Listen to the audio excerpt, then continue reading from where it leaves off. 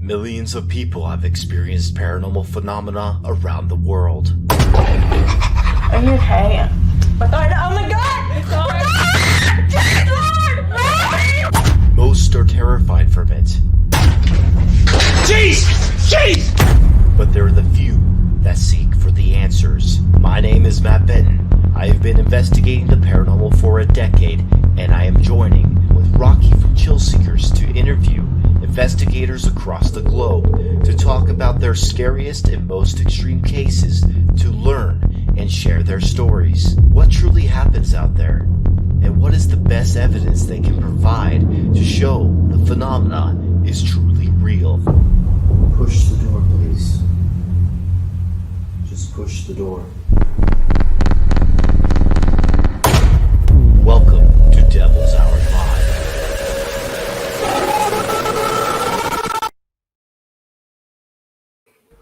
Hello. We lost Rocky. There's the Rocky. Yep, he should be back. Oh, there you go. Here he is. Rocky, stop losing connection. Just kidding. Hello, everyone. Welcome back to Devil's Hour Live. Please forgive me. Today I'm a bit tired, so just came back from MadCon, and the same with Shawn over here. But I don't know if he's tired because he didn't do the investigation. Oh, I'm tired, but that's because the night before the con, I got like 2 hours of sleep, so I didn't catch up on all my sleep. So I'm still playing catch up, man. It's getting ready for cons and setting up tables and getting everything ready. It's always a lot of work, but it's always worth it, man. And that con was definitely worth it, man. That was a good freaking time. Oh yeah, and we're losing the Rocky. He's now gone forever. I'm just kidding. But today we are going to be digging in and getting some information about you. And just want to say hello to the chat real quick. Hello, Whisper Soul. Hello, Mike B. Hello, Rebel Rocker. Hello, Valerie Galvin and Saber Black and Dazzler25. Nikki Rocks. All you guys. Connery Barnes. Mike B. Who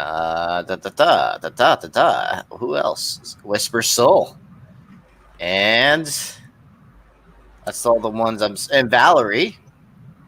And I think that's everyone for right now. Yeah. I'll add this guy back. Matt is beyond tired. Yeah, my computer isn't working. I'm all like, what's going on? And so I guess it's the internet or something. Mm-hmm. Ain't that just great? Just kidding. Well, Shawn, let me know a little bit about you. What got you started into the paranormal? What is the reasons to why, and what was that day that you decided to become an investigator? Oh, well, shit, man. So, I'm sorry. I don't know if I can talk that way on your podcast. On my podcast, so I've gotten some bad habits. So I apologize. Correct me if I need to watch that. But so what got me started was, dude, I grew up like a lot of people. I grew up in a home with a lot of paranormal activity, unexplainable things. And back then, this is the 90s, right? And this is before the shows were big. There may have been a few documentaries on the Discovery Channel, but there wasn't the internet like the internet we know today. You know, we had dial-up AOL. Like, that was when I was like way up there in high school, you know. So the information and everything wasn't as available. And I mean, when I was a kid, I had my curiosities, and me and my best friend, we would go to the library and look stuff up and like do our little play, like ghost hunting things. But it was never anything serious, and had no clue that anything like this would happen. It's a long story, man, but we had some crazy things happen in our home. It was really scary for somebody who didn't know what it was, and for someone who came from a family who wasn't very religious, and so it's hard to find the answers. And so one day I got fed up with it, man. I had my kids and my daughter. She sat up and she's like, "No, I don't want to." I lived in a trailer at the time, so it's a small place. And she sat up. And I could see from my TV, where I watch TV. And she sat up and she said, "No, I don't want to." And that's mean. I'm like, okay, that's really weird. This is stuff is supposed to be behind me. I'm married with the family. Like, that's not supposed to be happening anymore. And so I was like, you know what? I probably a couple hours before, maybe the day before that, I just finished watching Paranormal State. That was the paranormal show that I watched back then. And they were always very much against doing the EVP sessions, but I didn't know what else to do. I downloaded a digital recording app on my phone, and I did. And I tried to do a quick EVP, and I had no clue what I was doing. I legit just hit record. I said, "Are you talking to my daughter?" That's all I asked, and then clear as day, I got it. Class A EVPs, one of the scariest EVPs to this day. Yes. I was like, oh, hell no. I got to get this dealt with. So I got that dealt with. And I ended up getting a Native American shaman. He came, he cleansed my house. I found out that that there was an attachment to me and my family, and we had to get all that dealt with. And then after all that happened, I was like, you know what? I dealt with this for too long in my life. I need to be able to help people so that they know what to do, so that they don't have to go through what I went through. So that's really the really, really short version of it. If people are interested in the full version, it is in this book by Mike Ricksecker, Encounters of Paranormal. It is in Amazon. And he also used a portion of my story in his other book, A Walk with Shadows. He did a lot of research for shadow people. Yes, there is a shadow person in my home, and gotta love shadow people.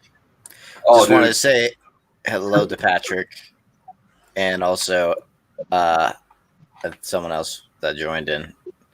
Just want to say hello to them. So shadow people were a big part of my life, and it sounds like something that's happened to you. Was it just this house? Or was it something that you've always seen? You know what? Even when I was a kid, like I said, my friend and I, we had our little ghost hunts that we did. Our houses were built by the same guy, and so we would go and ride our bikes to the library. And this is way before. This is when the internet was first invented, 19, I don't know, whatever. And so we were going to the library, and that's when I learned about the Gray Lady. And we would go to each other's house. I lived with my grandparents. Set up my grandmother's silver in such a specific way so that if they were moved in a different way, that we knew it couldn't be anything else. Not her having a lunch party while we were at school or anything. But so we just do stupid little things like that, man. And I did see shadows and other weird things would happen. But so yeah, pretty much my whole life this followed me, and except it was really weird. But in my 20s, I lived in Phoenix, Arizona. Nothing. I got some weird premonition. Oh, sorry, my head's crooked. I got some weird premonition, weird vibe stuff, which I tried to listen to as much as possible. But I didn't even know it then. I didn't know what it was. And that was, but it's so weird. In Arizona, nothing. But then I moved back to Ohio. Freaking shit amps up. I moved back in with my mom temporarily until I could get.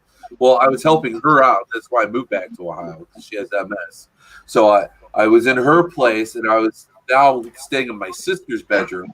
That's when I saw the shadow person walk across the bedroom, and then I moved to another apartment I got on my own.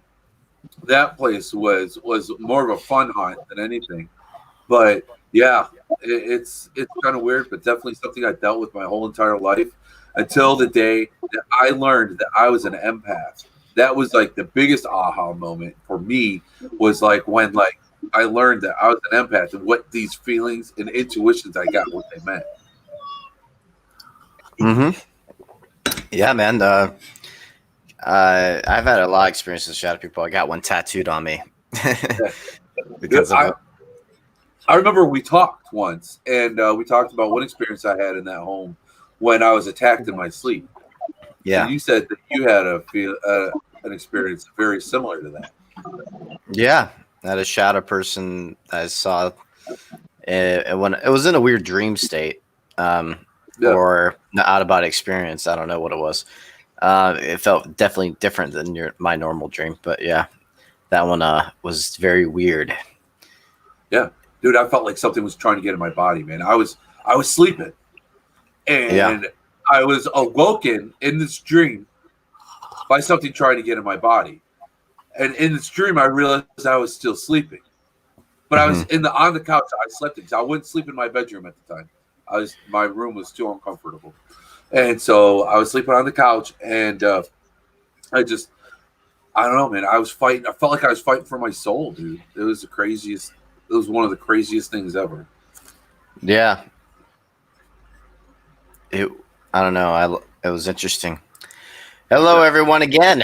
It's Melissa Grubbs, and yeah, we got the Ethereal sisters. Ethereal. Am I saying it right? Nope. I wasn't gonna say anything, man. It's cool. I'm saying it wrong. It's normal for me, especially when I'm tired. Seeing many shadow people. Shadow people is a phenomena that's been all over the place. Yeah. It makes me annoyed of how I don't have it on video yet. It's pronounced either real. Either real. That's how you pronounce it. Ethereal. Either real. Yeah, I know I got it wrong. I'm just gonna call you guys Sister Paranormals. Sisters Paranormal. You got a nickname. How was MadCon or ESP? That's cool. ESP phenomena, huh? I'm just kidding. So yeah, how was MadCon? Well, I had fun. How about you, Shawn? Yeah, dude, I had a blast, man. It was so cool. Man. There is a ton of money too. What's a MadCon? Well, Rocky. Since you don't live in the Midwest, you probably don't know any of this stuff, but we have paranormal conventions over here. What? What? Yeah. Paranormal conventions? You Yes. actually have like a paranormal Like convention thing? Paracon. Okay, Yeah. So what goes on at these paranormal conventions? Big groups of people, investigators all over the country come down and have booths, kind of like a regular any convention, actually. Booths? They have booths. Yeah, booths. Booths? Yeah. Booths. Have you John have you Wilkes booth. That's kidding. ever heard of Comic-Con? Have you heard of Comic-Con? Yeah. What about Comic-Con? I heard of Comic-Con. It's like Well, Comic-Con. I've seen it on the news, but I never heard of Paracon. Yeah, dude. It's the same, but it's paranormal. Yeah. It's better. Yeah, booths. Yes. Booths. Not boobs. boobs. Yep, not boobs. I don't know. One of them hasn't gone that crazy yet.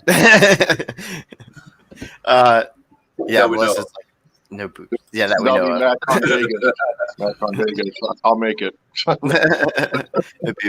It's MAD. It stands for Madison. Madison Seminary is where we're at, and so that's why it's called MadCon. Yeah. But yeah, it was fun. I got to meet a lot of cool people. Got to see some of them that I haven't seen before yet, but known them Who'd you meet? online. Who'd you meet? Like, or Republic. Wait, Republic. Wait, what was it? hello? Did you hear me? Do you hear me? Resident Undead. Hello? You losing your connection again, Rocky? You got frozen, everybody. Yeah, you got. Yeah, Dead Rocky. Republic. All right, I'm back. Yeah, you guys like froze. Okay, yeah. I Got missed to it. meet Who'd you meet? Who'd you Dead meet? Republic Paranormal. Met. Cool. Met Shawn again, which we've only met. That's the second time I think we met. I think we met at a hospital. What was the hospital name again? Yeah. That was at Oh, it's not open anymore. What was the hospital called again? That was in Ohio too. That was What was in that? Lauren, Ohio, wasn't it? Lorraine. Or Lorraine, Ohio. Thank you. Yeah, it was awesome, Ray. Ray Gooseby's in the chat. Yeah, it was fun investigating with you too. I had fun investigating with everyone. I love Gateway Paranormal. They're hilarious. Who got Hilarious affected? guys. You investigated. Who got affected? Who was it? Who almost died on that investigation? I would No like to one. know. I don't Yeah. believe that. What crazy I dude? believe Something that. crazy always happens in Madison. What was it? Am I right? Am I right? Every time. Every Yeah, goddamn well, time. but he's making a joke because every single time I go on an investigation, he's like, I'm the type of guy that really tries to get things happen. And I don't care if it's negative. I just want it to happen. And then, but yeah, this one, what did happen? I guess that was good enough to me. We got some weird EMF stuff, but Like what? a disembodied voice. Gray saw a shadow person. Some weird feelings in the upstairs, the very upstairs. What did the voice say? Were you able to make it out, or you just like heard something? It was like a whispery female voice. I could barely understand it. But that one when I was upstairs, at the very top, you know where the exit signs are, that makes that whole area all red looking, like this. We'll go with it. But what happened? That was the what do they call it? They call that the Asylum area. asylum area. Yeah, that asylum area was. I had the most energy feels, I think, for most of the night. And then I went to investigate with Rebecca, seeing her abilities, trying to see her abilities. So she got to, she usually seems to tell stories about basically of residual energy from the past. And so that's interesting to see. Interesting, indeed. I need to get an interesting shirt already. Interesting. I should add it to the merch. You saw me on Justin's live feed. Yep. There's a couple. I think there's 2 live feeds there. I think Gateway Paranormal went live too. A few more minutes. Okay, y'all. Yes, we raised over $10,000 for cystic fibrosis. That's right. I was waiting for the moment to say that, man. It was $10,216, man, that they raised. Nice. Yeah. Yes. It was really cool to be a part of that. Yeah, it is. I mean, that's the best part about doing these events, raising for some charities. And I've had 2 coffees this morning. Been awake since 1 a.m. Yep. I'm drinking coffee now just so I could be somewhat normal doing this show. But yeah, it was fun. Nothing too crazy, I don't think, personally. It was just that room area was cool though. That I had some weird energies in that area. And also I just realized that Rocky's been frozen this whole time. Yeah, somebody's phone keeps on buzzing. Can you see me? Can you hear me? Am I good? I hear you. I can hear you, just you're frozen. Frozen?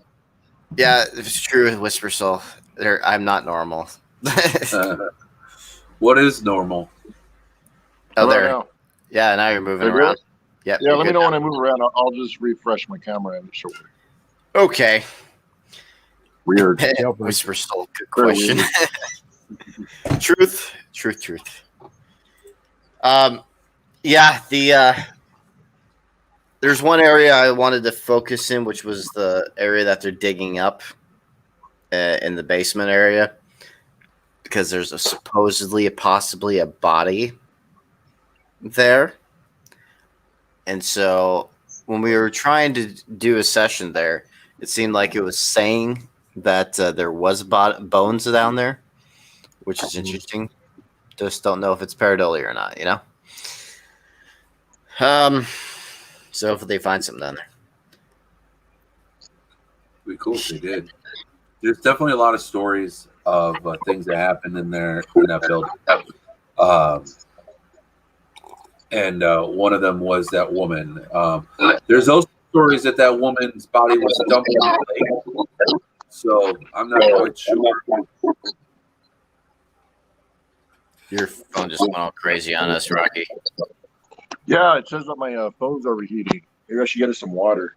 Oh yeah, I forgot. Yeah, go do that, Rocky. That's how you fix it. It works. It works.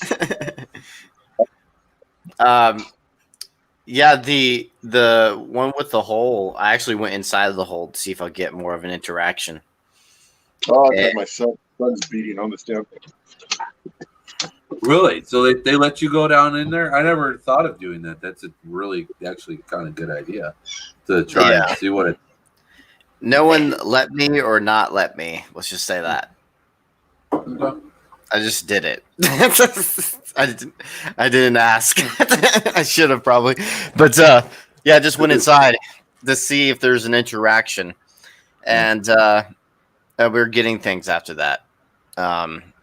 And it was also telling me Get out. just just like Bobby Mackey's. I went to the well of Bobby Mackey's and started digging into it. And it's similar reaction to this one too, Dwayne. Really? Yeah. I have it on video.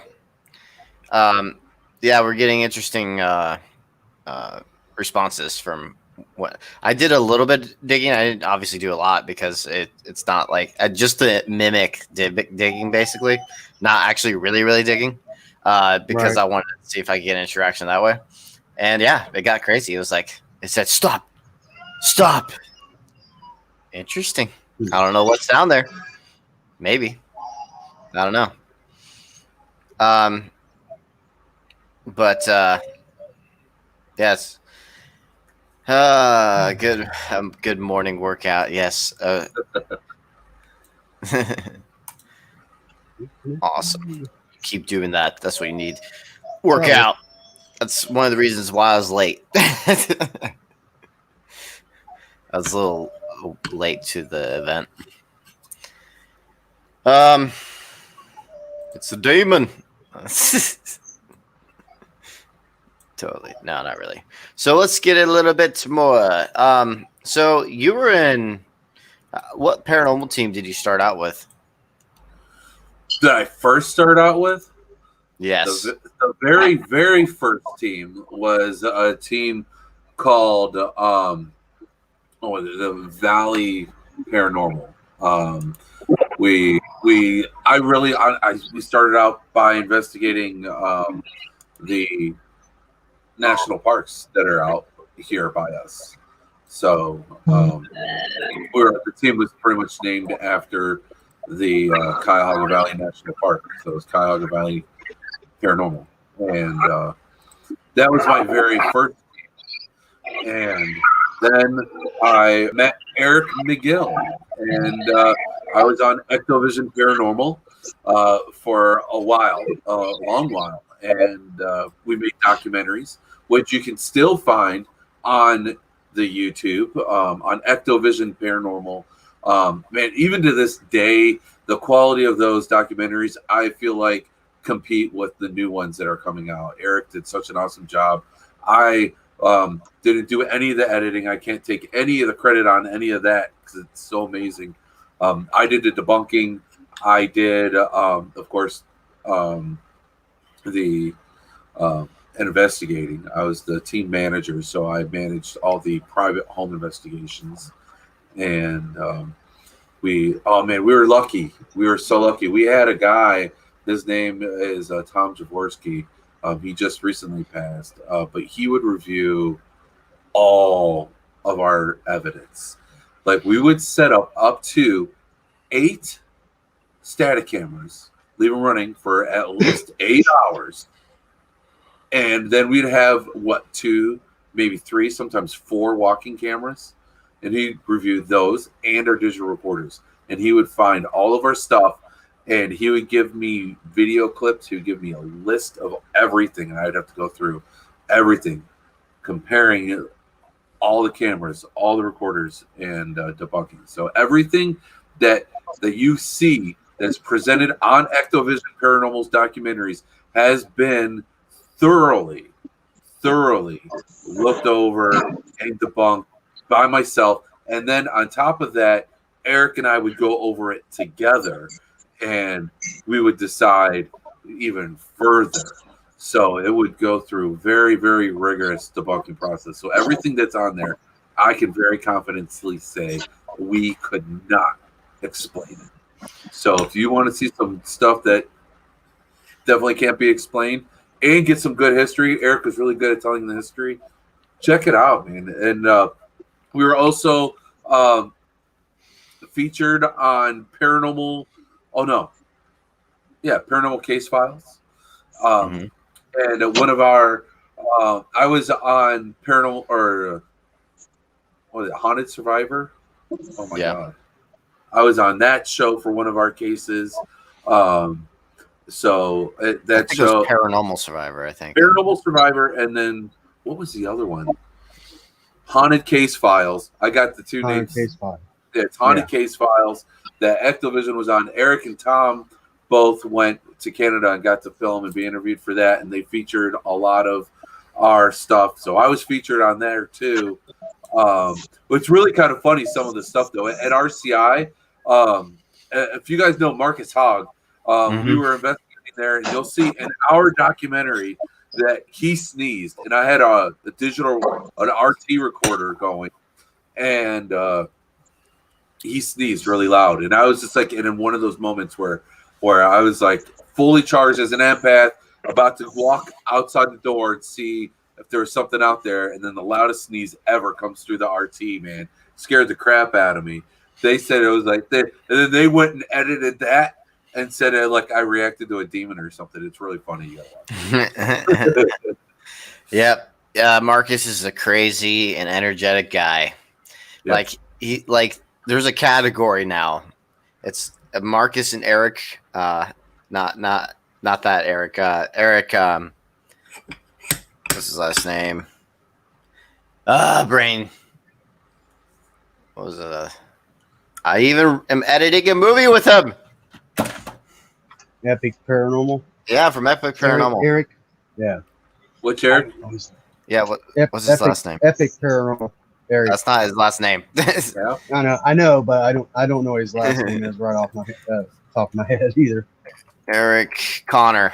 Connor. He's my brain was going so blank right there. That's how tired I am. So Eric Connor and Marcus belong in that category. They're both super energetic, and it would definitely probably hype up a place. Sure. What was I gonna say? We have some footage that you sent me, I believe, from Ectovision. If you want to go over some of that. Yeah, dude. Okay, let me share my screen. This is some of the stuff that was captured, guys. What location is this? Well, this one. Whoops. That is Wilby Coal Supply. Yeah, this is the one where I titled the stop sharing. Nope, hide. And then here. A little bit of rest. With the Willow. Wilby. Welcome to Ohio, man. They have weird names for everything. They spell it weird. So you want to give a little story before this part, or do you want me to just play it? So at this point, honestly, everyone was taking a break. So everyone else was outside smoking. I was like, well, actually, I did smoke at the time, but at that, I was like, I don't need a cigarette right now. I'm going to go do some exploring on my own. And one of the camera guys, he's actually with me. You might hear him. I know he's interviewed for this clip. So I'm walking down this aisle, and something was thrown at me. Man. It's insane. Cool. We'll take the logo down so Rocky's not covered up. Nah, we're just going to cover him up. Just kidding. We don't need he's his up. face. He's down there again trying to get Yep. get your attention. Nah. Ah, there he is. There he is. That guy. Just kidding. So,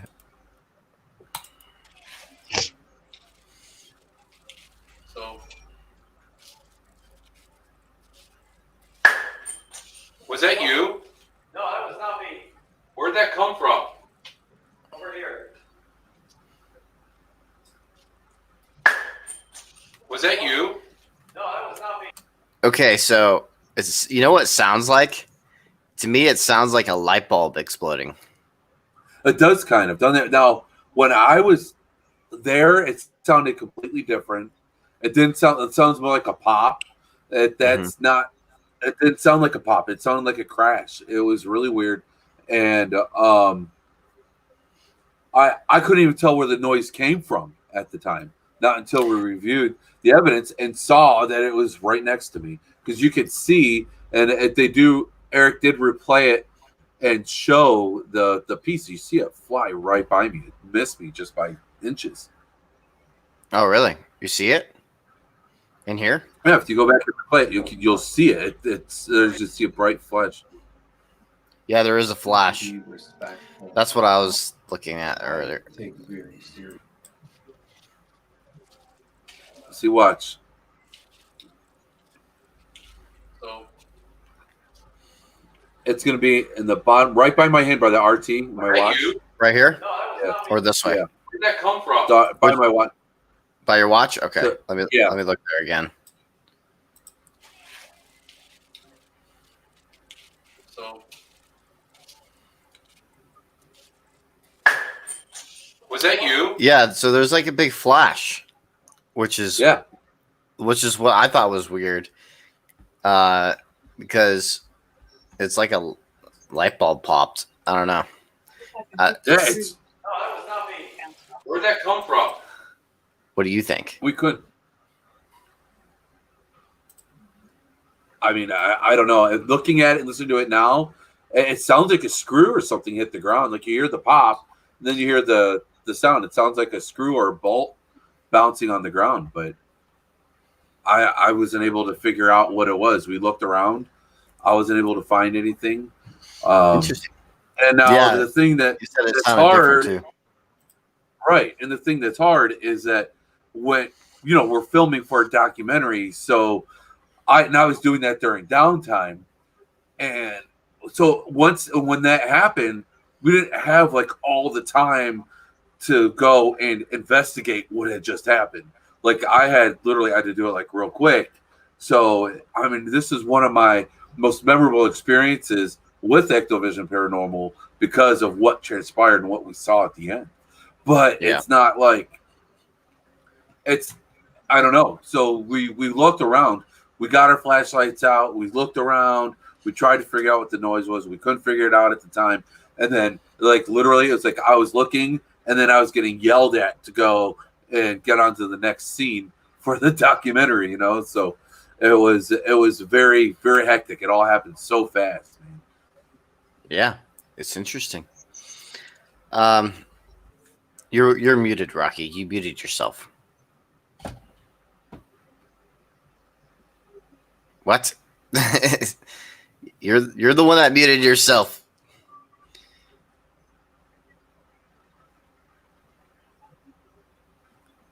Okay, I can't hear you. We can't hear you, Rocky. I can't read lips. Can't unmute himself. Yeah, he's not. He can't. Bird arms, huh? Oh, there now. You're unmuted. Oh, okay. Hi. Well. Yeah, so interesting. Yeah, Rocky, you remember Eric? Interesting. You remember Eric from Ectovision? He was our first guest. Oh, our first guest, right? Yeah, Yeah, I remember him. Good dude. yeah, he's cool. Yeah. He was a part of this group. It was funny because I was actually going to invite you for the second person. I was okay. like, maybe I should separate Ectovision. So I didn't choose you for the second person. I waited for a little bit, and now it's been a bit since that first episode. Yeah. So we're not just doing next episode. It's Ectovision again. Part 2. Part 2. But yeah, you actually chose different stuff. I think we showed the dog one though. Hold on, let me see. I haven't clicked The on dog. it. He's behind me. That's the dog. Oh yes, the pooch. They got the pooch behind you, and someone in the comments is like, "I'm waiting for it to move." You know what place I love? The Pooch. And I have to get him fixed. Yeah, we me and Matt did a. I was gonna say me and Matt, we had that doing experiments and stuff, and that poor Rottweiler. We ended up getting the dog. We got this idea. Why don't we get a dog to sniff off ghosts? And Oh my god! sniff them out. And Matt was a part of it, and we had a baby Rottweiler, and we raised it a good 3 months, got big, and so it was able to sniff ghosts. And then one day the dog got possessed. Scooby or Scrappy? The dog got possessed, and we never seen it again. Yeah. So it's Totally. Yeah, it's horrible. Yeah, it was Scooby Doo. Is it Scooby or Scrappy? I don't know if anyone watched the Scooby Doo episodes with the mystery box ones. Those were always my favorite. The mystery box when they had Scrappy in it, and they were the real ghosts in that one. I didn't have a childhood, so. Oh shit! All I watched was documentaries, horror films, and action films as a child. And now you know why I'm so fucked up. I thought it was because you were born in California. No, trust me, most people are not like me in California. I'm like you from California. I was born in California. I don't know if you know that. Yep. About me. Yep. San Diego County. Explains Oh, nice. so much, Matt. Yeah. Yeah. Where were you born? I mean, where were you at in California? I was born in San Diego Tijuana, County Hospital. Tijuana, Yeah. California, right? Oh yes, But we lived in Santee. when I was definitely not Sabra. Who in the world would do such a thing? Just kidding. I don't That's understand. actually a nice What's the area. point? That's near Loma Linda and all that, right? Like on that part of town. Yeah, it's some more like inland areas of San Diego. Yeah, more north San Diego-ish. Yeah. Yeah. And and then I had a family who lived. The only town that I've noticed that people know in the area where I have other family at, that they recognize, Temecula kind of area. That's more northern Temecula, Southern California. Temecula is definitely on. And then also, what's the bay? I have a aunt that lives in some Pendleton? I don't know, somewhere in south of LA, Sun Bay. I don't know, something Bay. Yeah, Temecula. I moved there a little while ago in like 2010. I moved to Temecula, California, and then I was there until I moved to Indiana in 2016. I moved to Indiana, so yeah. And then I went back to California for a little bit, and then came back. It's a neat area. Definitely has crazy energy around there. I don't know what. There's a massacre that happened there. There's a massacre that happened there with the Native Americans. Okay, that makes sense. Yeah, so there is a certain areas of Temecula that's actually haunted because of that, is the theory. And you know that Vail Ranch historical site? They completely changed it now. It's very different now. They have it all built up and it's now stores. But there's like this historical site that was near the Walmart in Temecula. And that used to be run down and everything. I investigated it. Definitely very haunted. There's a Walmart museum. No, I said it was near the Walmart. The history of Walmart? Do they take you on a little tour and like a little carts or? Yes, they're like, this is where we buy the food. Do they have a section where they have all the albums that they ruined with all of their freaking editing and their? Because they don't like certain things in their music albums that they sell. Oh, really? Yeah, they what do they call it? Censorship. They censor it. That's bullshit. I don't buy music from them. I don't buy any music from Walmart. Oh But man, they'll sell movies like with whatever in it. They don't care. But for that some makes reason, the music matters. I don't get it. wow. Yeah, it It's doesn't all make sense. radio edited. Horrible. Yeah. Well, let's go over the other footage I have here from you. Let me go to Facebook real quick. You sent me some stuff.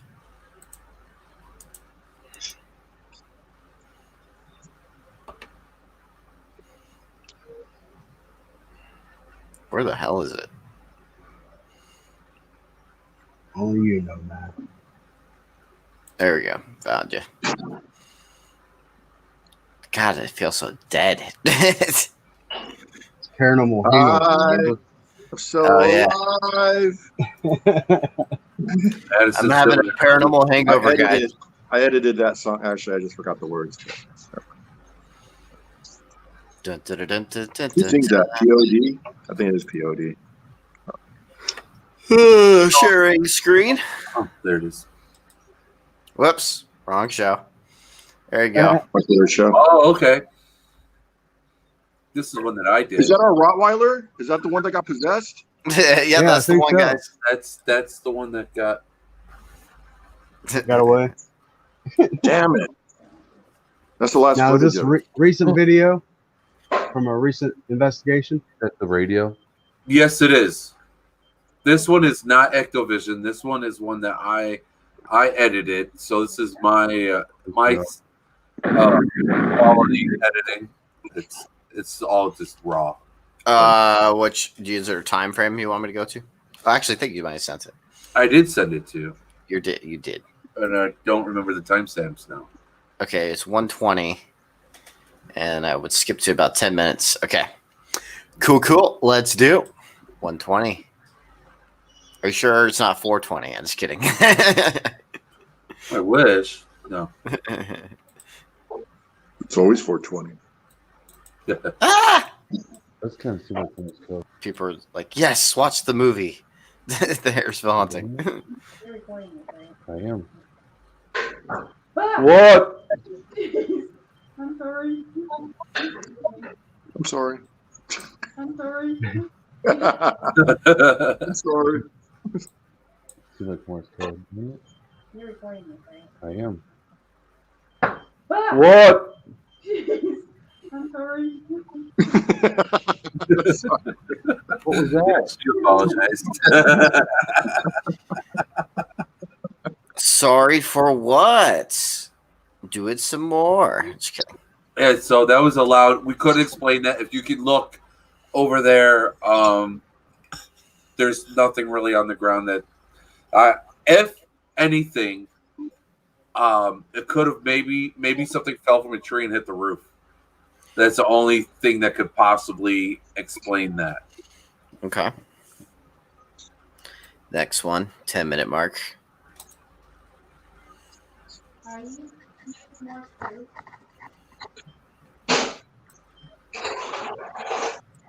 I just turned up the IR light. No, no. Well, I just wanted to see if I can see the dog beeping, but I can't. Can I move? There it is. You want me to Did I give you the wrong timestamp? I've done that before. Yes. Am I okay where I'm standing now? Oh, okay. So this part here, it like gets mad at me, even though I'm being nice. It got mad at me. Interesting. It didn't like where I was at. I got up and I moved, It didn't like, and the energy there was just like way off. As soon as I got there, this is just an old mansion that's in actually the Cuyahoga Valley National Park. It's an old haunted mansion that is now used as like a museum, and it's also used for other events like weddings and things like that. And and they also let people investigate. So we're in the upstairs of the barn. Okay. Which I guess they don't even let people in this area anymore. No. Okay. So that's pretty cool about that. But what was going on here was we were talking to something, and it's a long experience. As you can see, it's raw footage for over 17 minutes. Yeah. I thought you said there was editing. No, it's all raw footage, man. Yeah, that's me editing. That's me editing. Raw footage. Like I cut it and then boom. If you're lucky, there might be like between clips, like there might be something fancy that happens. Like the screen might like transition screen. Exactly. Something fancy might happen at that time. I don't know. That's me. I literally I have Cyberlink, and it's like it's a cheap video editing software that I have just to do this, to share experiences that I think that people might enjoy. Yeah. I sent you one from Licking County Jail. Now that one's a long one, but it's a whole series of events. Mm-hmm. That one is really cool. That's the one. Yeah, I was watching through it. This one is a whole series of events. I'm with John Ward in this one, and I'm with Amber Wellman. She was on Ectovision with me, and you kind of just see the whole thing that happens. We're at the old Licking County Jail, and we're just kind of going through everything, and I don't know, it's pretty cool. Let's watch it, guys. Ready, set, and action. That cool effect that he was talking about. It's gonna happen, man. Yes, see? What? Okay, now this feels creepy up here, guys.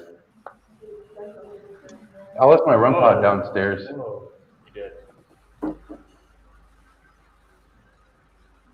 Who's up here with us? What was that woman's name? May?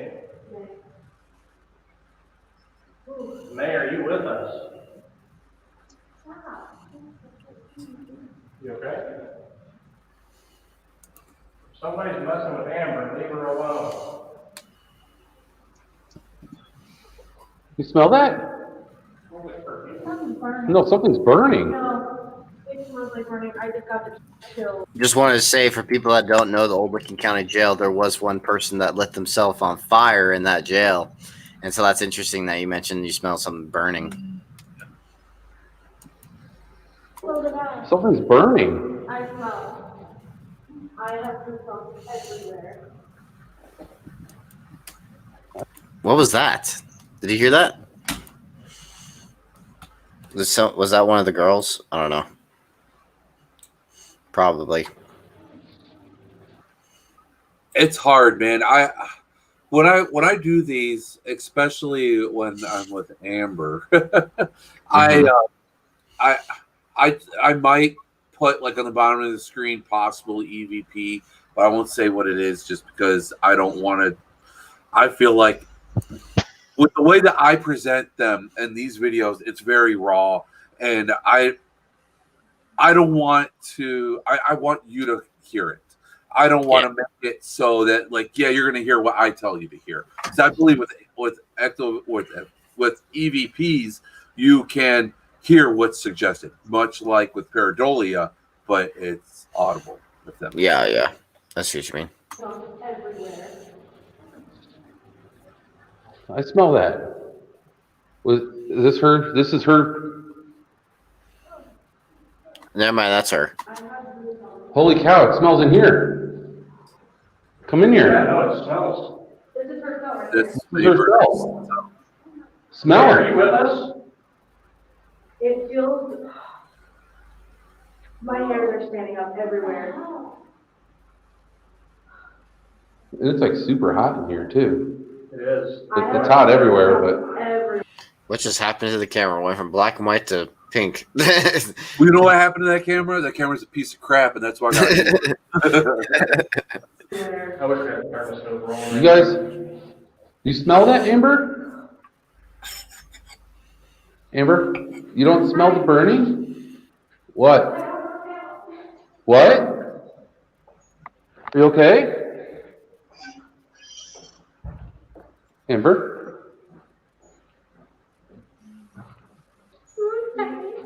What? I'm okay. Are you sure? What happened?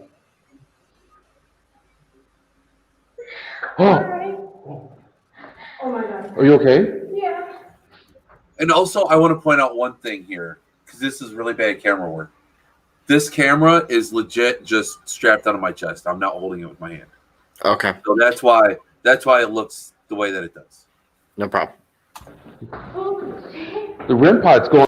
And also correct me if I'm wrong. Was it someone that was lit on fire, or was it just the cell that was lit on fire? I can't remember. It's been a while since I've been in Old Lincoln County Jail. She lit herself on fire. Okay, just making sure. She was attempting suicide, and she ended up dying from that. Yeah, just making sure about that. I just wanted to make sure I was right. Going off downstairs. We're at AC down on the third floor right now. And I was Hello? It's right here. Are you okay? I can feel her. You can feel her? Oh my god. Did you smell it though too? Yes. Hello? Can you reach through my hand? See, there's the REM pod, and It's interesting because she said at first she didn't smell it, and then it seems like then she says she did smell it, which means it hit her around that same time that she started getting emotional. yeah, it was.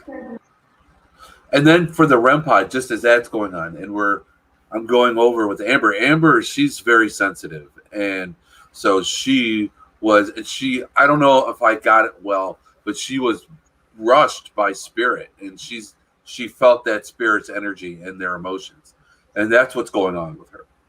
Okay. And so as we're going over this and we're figuring that out, and I'm kind of trying to I wanted to try and talk her down, right, and try and help her through it, but then the REM pod started going off, and then my ADHD ass starts running downstairs like REM pod, like a squirrel, I got to go down there and see what's going on, because that REM pod was left downstairs in a completely different cell. Nobody was down there. We were all upstairs.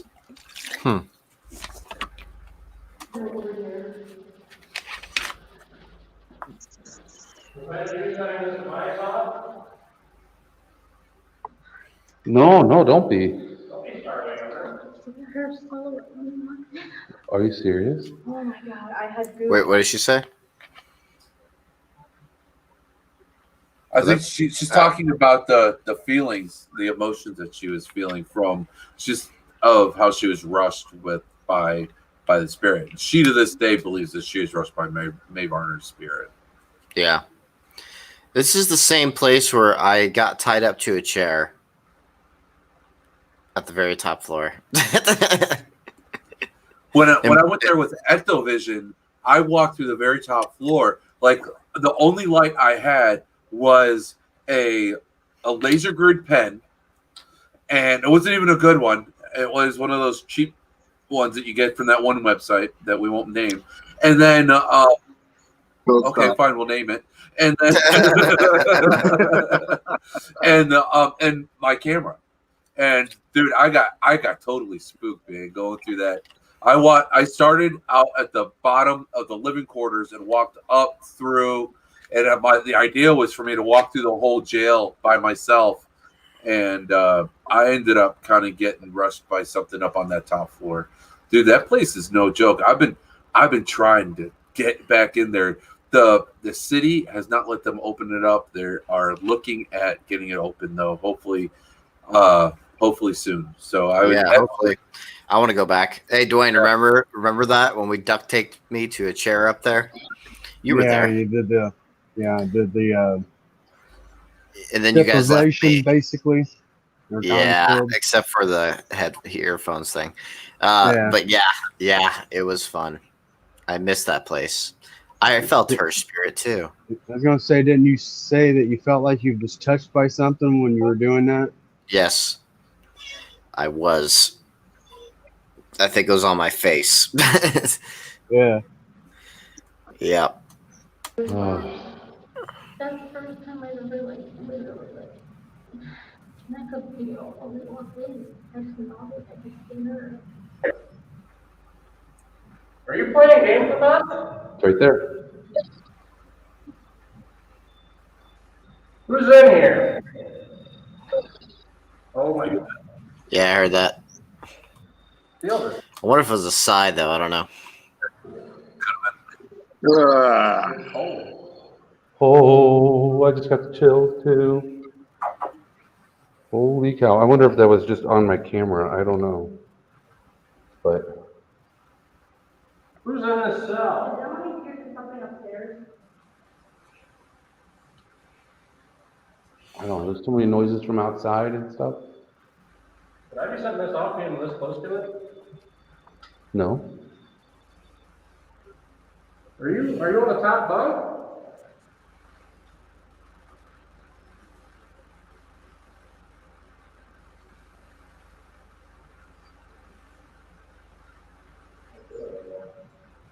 All right. We're going to go back upstairs. Here we go. Going back upstairs. Are you playing games?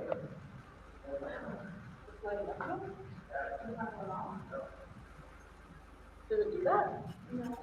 Not usually. Yeah, they're just green and orange. All right. Well, we're going back upstairs. Smell you later.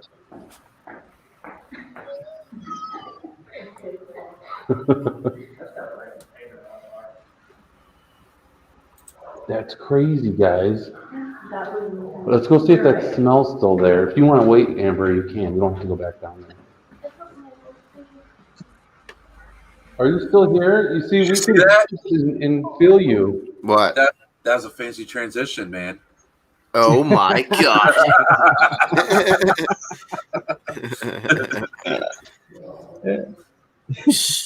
Huh? Look at that circle. Yeah, I'm not. I'm a You're gonna have to- Dude, I Right, saw- right. wow. Yeah, it's worse. Holy crap. And it's cold. I just got a cold blast right here. Dude, we have to ask them if they were burning something up here. Well, now it's so cold here, it's not as warm in here as it was. It was hot in here. It's blue now. It has three colors. that camera What sucks. if there's something burning? I actually gave that camera to my Oh, I son. thought it's stronger. It's funny. Is it a Bell and Hal? It was just a GoPro that I. I'm sorry that you had to Oh, live through yeah. that. It was a modified GoPro. You get hurt, and you caught it on feel the need to hurt yourself like that. Ghost Pro. I don't even know. It was like some no name. I don't know. This is the one from Ghost Stop. It was not the one from Ghost Stop. Yeah, I have one of them. That was not. But I did get the light from them, which sucks. I got it because Go to Deadlight, guys. Go to Deadlight. Yep. Josh Bender. Yep. Definitely. So now.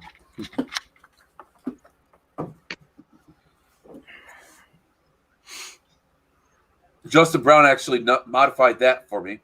Awesome. I was gonna get myself one of those. Oh, dude, I love this thing, man. So he modified this because I'm not techie, but he modified that. So now I can use this. The Deadlight. It's the demon, or is it? Yep. Yeah. It's a nice one. Yeah. Yeah, man. Josh Bender's freaking awesome, man. Yeah, I want to get a demon light too. I already have the Necro Night Shot. It's I mean, for when you're now that I'm not like, what happened to me? Everybody sees me. That's scary. Yeah. There we are. I was just trying to show off the deadlight. That's why I put it. Oh, so. the deadlight. Yeah, dude. Dude, That's these why I things full are screened so it. cool, man. And Josh like has everything, so it's like all magnetic, right? Yep. So it's like it all like you can't even tell. Josh had to tell me that it did that because it also comes with a external battery now. So he was like, "Yeah, man, you can put 2 batteries in the back too." I was like, "Holy crap, that's awesome!" And then you got the diffuser. I have the old version too, and He keeps updating. He does. He's like freaking Apple, dude. You got to keep up with his updates. Nick says, Shawn, I'm surprised to see you here on Devil's Hour.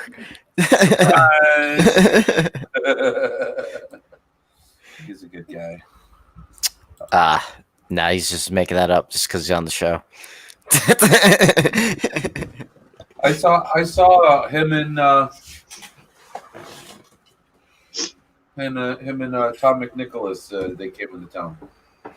I showed him the Christmas Story house and Franklin Castle, and we went and got an Italian dinner. Awesome. Yeah, the deadlights are being backed up now. Yeah, well, you're lucky you have a magnet on yours. Mine are old. Like I had the third or fourth ever deadlight ever made, and then I gave it away I gave it to Josh Bender because I wanted to upgrade it, and I got the Necro. Traded it. I should have kept it. Be like, this is one of the first prototypes because it was technically a prototype then. It didn't even have the logo on it yet. On that version, I don't know where my old one went. I still have it. Mine was the first that had the capability to use an external power source. So you would use the batteries, he let me use it because I was using it for my GoPro or whatever. Which is yeah. I thought I had it here, but I guess I don't. But yeah, dude, I wish I could afford to. My next big purchase is going to be a good camera for walking camera. The one I use now, the one I got, the Zoom. That thing I got to use for static. I want to be able to leave a camera. I believe from one thing I learned from Ectovision Paranormal is, dude, we got so much stuff from our static cameras. Like, there's so much stuff that we would have never gotten. So I wanted to have a camera that I left static, but I wanted it to have really good sound quality to capture the EVPs, right? So that's why you're lucky you got a guy just to review for you. Oh my gosh, dude! Like, Dwayne, you have a new job. I'm just kidding. He's muted. He's muted. Dang it. Yeah, we were very blessed to have that. Now it's gonna bug me after the show. I can go find it. That's gonna. What the hell? Oh. I wish I had a person that just does all the reviewing for me. I'm even for editing. I want to find someone that could edit similar to me, so I could keep posting YouTube content regularly. And the reason why is because I'm doing 2 documentaries right now, and now I'm not getting any edited content on my channel, only the live shows. And I am now I'm wanting an editor just to do the one on the side. Right. But I don't want to pay that kind of money because I'm not making that kind of money on the channel yet until this, once I start making more money on the channel, then I'll probably pay for an editor to help me out with keep putting out content. But at the moment, I can't. So it kind of sucks. Bird arms.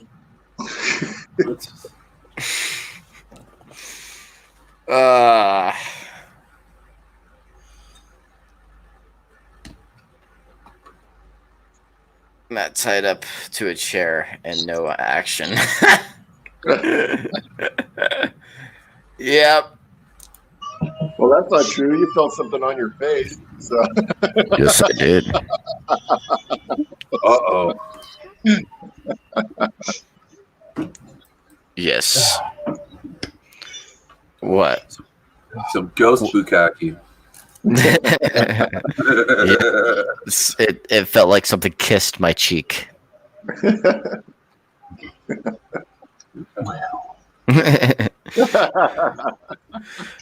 did I say, Dwayne? It's been a while. What did I say? I did say it felt like something kissed me, though. Something like that. I don't remember if it was the face or the neck.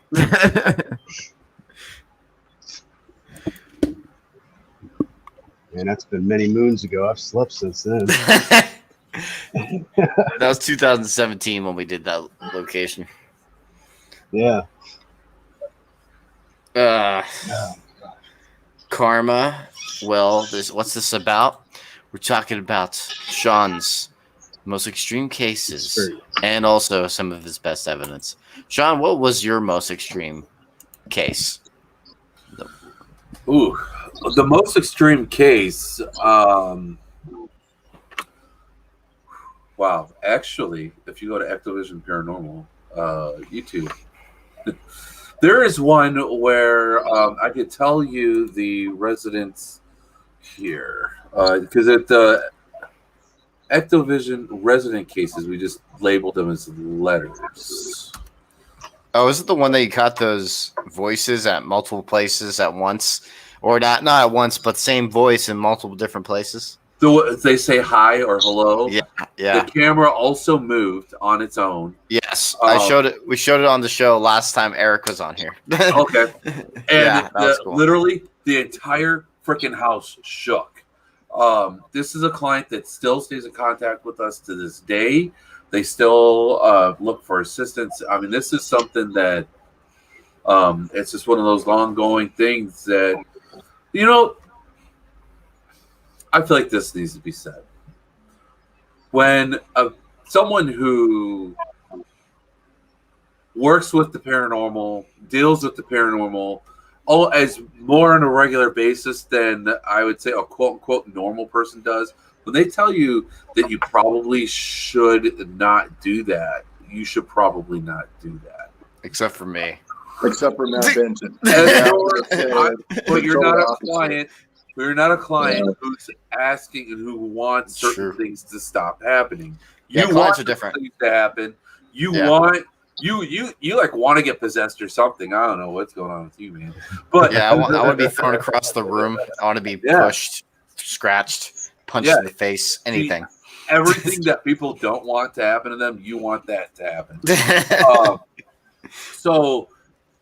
But this is a client who doesn't want those things to happen. She wants those things to stop. And so we go and we help her and they stop for a while and then it comes back. So this is probably the most extreme case. I mean, it's just so insane. I mean, this has a dark energy that she's not even living in the home anymore. It has followed her.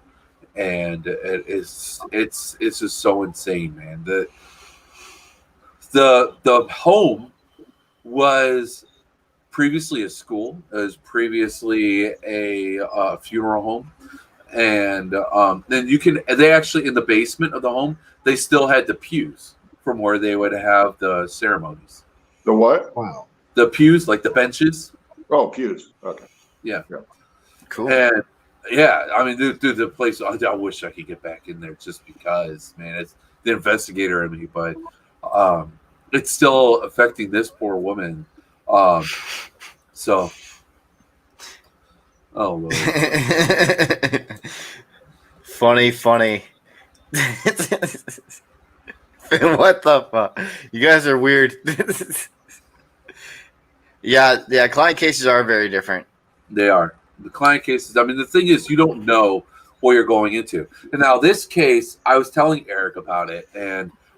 I talked to like I said, I was the manager, and I would interview the clients over the phone before we would do the face-to-face interview. Mm-hmm. And so I told Eric, like, I felt her distress. I could feel like there's something that just isn't right. And Eric's like, yeah, right, whatever. She's probably just, whatever. And so he was going into it thinking there's nothing's going to happen at this house. It's whatever. And it ended up being like one of the craziest things that happened at a private home investigation. So I don't know, man. You don't know what you're walking into. Yeah. And another thing is you got to think about is like Eric said, this person that probably just might be mentally disturbed or something. You don't know. That could very well be. I had some of those cases where you go to do the in-person interview and they're like, yeah, no, I don't think the paranormal is the problem here. So like a lot of the clients seem to be on drugs. drugs or other issues, right? Yep. Yeah. Yep. And the thing is, you don't know what, like, dude, like how many movies have you seen where like people like go into a house and something, then they're like, next thing they know, they're tied up and they're, you know, bad things. That's like my wife's like worst fear for me doing private home investigations is that something like that could happen. And the thing is that really can't. That's why you have to do your research. You got to do your research. You got to research the property. You got to research the people. So if you're able to do a little bit of a background check, there are websites that you can pay for that you need minimal information, and you can do a quick background check on people. I highly suggest doing things like that before going into their home, because you don't want to go into someone's home and end up getting a gun pulled on you, get robbed. Who knows? And then another thing you got to think about is people think that we're some sort of like entertainment for the night. That would make, there is this one client, we did the face-to-face. Their house is definitely haunted. I saw it. It was there. We're like, all right, we're going to go do this investigation. But they had animals. And there was like 5 people living in the house. We're like, okay, we're ready to do this investigation. But when we come, please make sure that there's as few people in the home as possible and find some place for the pets, because we can't have the contamination for us to be able to help you out. Yep. We show up there. Not only are there twice as many people, but there's like 2 more cats and 3 more dogs. I'm like, what the hell is going on here? Dude, we were so upset. We're like, you know what? Obviously, you're not ready for us to be here. So let us know when you're ready to have a serious investigation done. And we took our stuff and we turned around and left. We never heard from them again. They were not very happy. So I mean, but those are the things that we face as investigators. Like they think that we're like the people on TV and we're gonna, or they think that maybe we could get them on TV. I've had that happen too. Mm-hmm. Interesting. Like, yeah. I'll tell you one thing I learned back in 2017. I'm probably not the best for client investigations. Yeah, don't take Matt. Ever. The reasoning why, like, we had a client investigation. Dwayne was on this one, and Well, hell, I just get there and was setting up the DVR system, set up the cameras out throughout the house, and all of a sudden Matt's going, "Dwayne, you're missing it." I'm like, "What the hell am I missing?" I said, "Dwayne, you're missing out on this." And so basically, this client's getting scratched in front of our eyes, and I'm like, can you do it again for me, please? No, internally, I'm like just wanting to get it on video, and I'm like, I was like, I have to keep recording. Do not take the light off. Do not take the light off. And this is seeing these scratches forming on someone's back. I'm like, this is so cool. And so basically, I didn't say it that this is cool and everything, but I was at the time. If the proper thing probably for a client was to get him out, but I was wanting to record the evidence. Wow. But a little bit later after that, we got her out. I asked her to should probably take her out because I got the video I needed. But did anything else happen after that? Or yes, the scream that was captured. Oh, I thought the client screamed.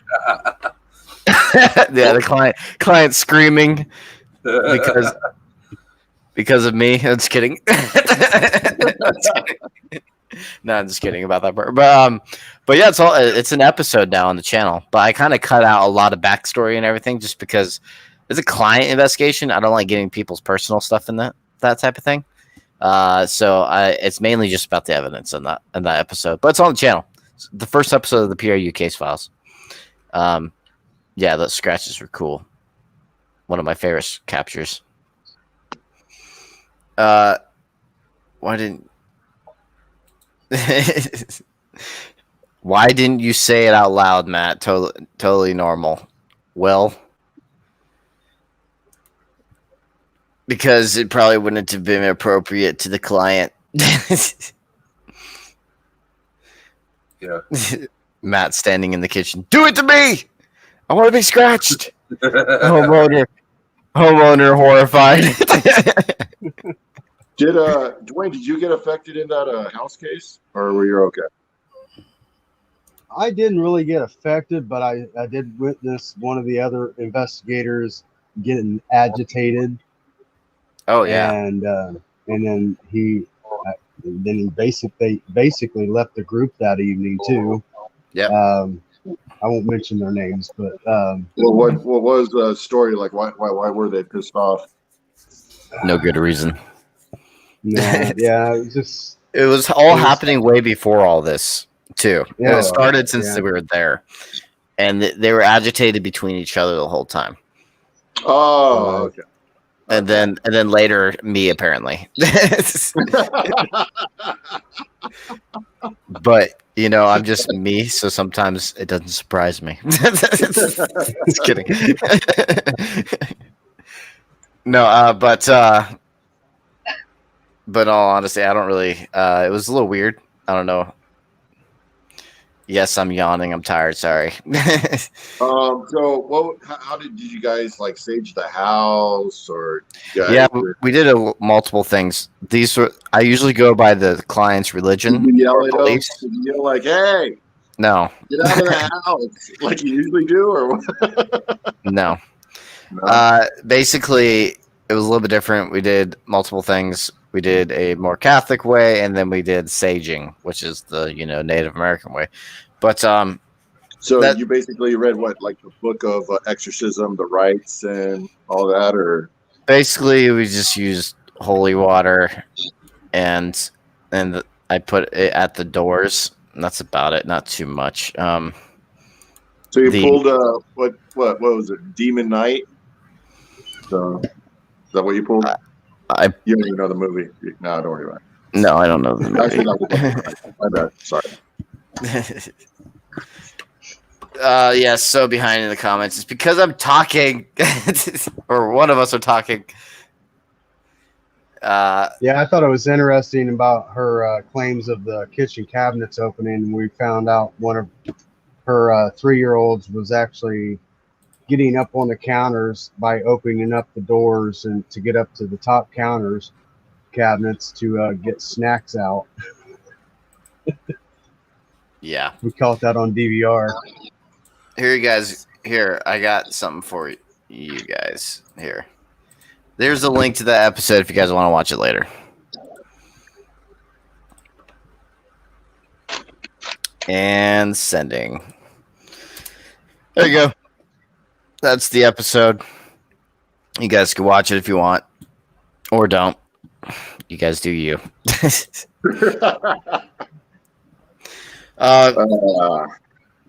And then have they had any type of activity since, or yes, lots of duct tape involved. I'm just kidding.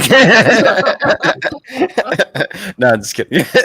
Yes, there has been other experiences later, but for the very beginning, it was it did work. My advice I gave to her. I didn't go too in depth with the advice because of the. Sorry, not too in depth. I meant to say I didn't talk about my advice on here. It's because there's like personal stuff involved. So, but yeah, I gave her some advice. She listened to it. It worked for a while. Then it came back. Like, 'cause usually that happens for client cases. It usually comes back. And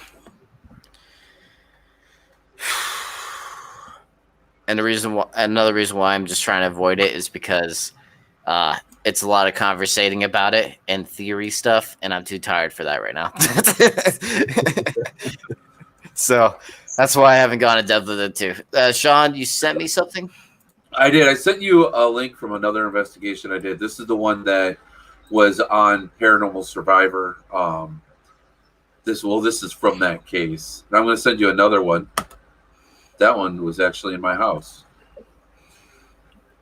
When I first purchased my house, we did a practice investigation in my house, and You did I don't know. We captured a EVP. So that's proof that when I say my house is haunted, I'm not lying. Oh, But that's not why I'm sharing it. It's a good EVP. That's why I shared it. But the one that I sent you here from the case file, the first one I sent you. Okay, cool. That one is really cool, I think. Perfect.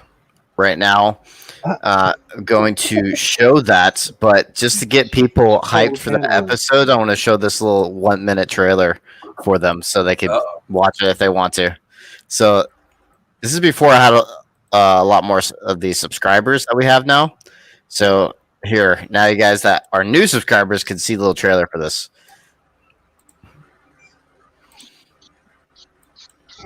This next piece of footage is something very astounding, something I've never captured before on camera.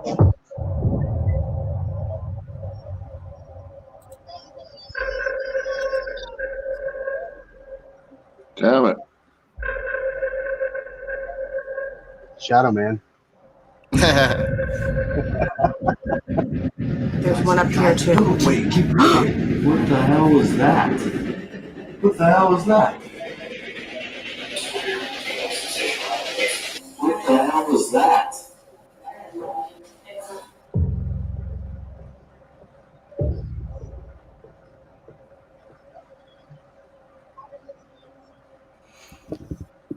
There you go. You can go watch the episode later after the show if you want, or now. I don't care. But we have Shawn in here, so he's better. So just stay here. Enjoy Shawn. But yeah, so that's a little trailer for that. Let's go over the stuff that you sent me now. Sorry, I was trying to hype him up. No problem, man. But yeah, that was an interesting case. And so the first one, here, let me share screen. We lost Rocky again. Good. I'm just kidding. I'm just kidding. What time frame? Oh, dude, that's not a long video. Well, honestly, the beginning of it, there's a lot of intro. You can skip all that intro stuff. Okay. I just now realized it's only a 5-minute video. Yeah. They said no. And Deanna said that she saw several shadows surround the bed and pulled her down in here. Could that be why? Were you upset? Did you hear it? I heard that with my own ears. What was it? I heard a no. No, I didn't hear it. You didn't hear that? No, I didn't hear it. I just heard that. It was a breathy no. Could that be why? Were you upset? Maybe it was in this room over here. Or... Oh my God, that gave me chills. Wow. You know what I want to know? How does he do the audio wave animation and actually match the audio? What does he use? Yeah, you got to ask him that. I'm curious. Isn't that crazy? He took that from the documentaries that we do. What's crazy about this EVP though is Eric heard it audibly. I don't even think he had an RT on, and it wasn't. We had a camera in that bedroom. We had a static camera in there, and then there was another static camera on the top of the stairs. It was not captured in that bedroom. It was captured in the hallway. Mm-hmm. So that's one of the craziest things about that EVP. I wasn't even wearing my audio. Is there more? There's probably just us talking about it, honestly. Okay. You want me to play it all, or do you want me to move to the other video?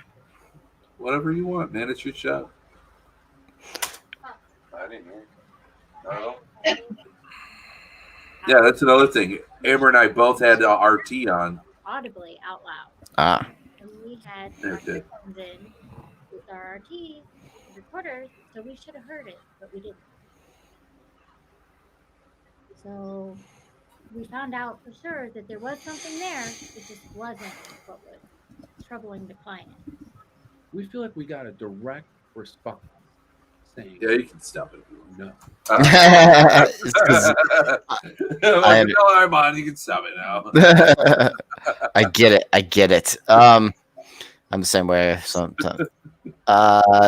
This one. Nothing that I can get copyrighted for, right? No, it doesn't look like it. Okay, good. Eric's not gonna. Yeah. Okay. No, Eric made everything, so you won't get mad at you.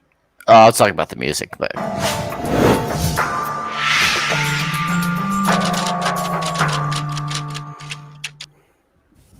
If that's TV, there's no people. This is something I've always wanted to try. This is something I've always wanted to try. You send me a question about that? So yeah, that was it. Said help me. That's what I hear. That was in my bedroom. Well, it's now my bedroom. It was an empty room at the time. There was no furniture in the house at the time. There's no women there. It was only me, Bobby, and Eric, and I think Roland, the camera guy, may have been there. That's it. interesting. Damn it, Tanya. I think we need a duct tape added to the merch in the store and call it matte binding. You need to have your own brand of duct tape or your own design of duct tape. And it says strictly for tying people up or something. Paranormal duct tape. I don't know. It'd be paranormal isolation duct tape. You can't escape. Matt can duct tape himself for Devil's Hour Halloween special as part of the costume. Oh my gosh. I have video of that, but we didn't capture good enough evidence to where I posted it. So, but I do have video of all that. Actually, here, I'll show some. 1 second. Yeah.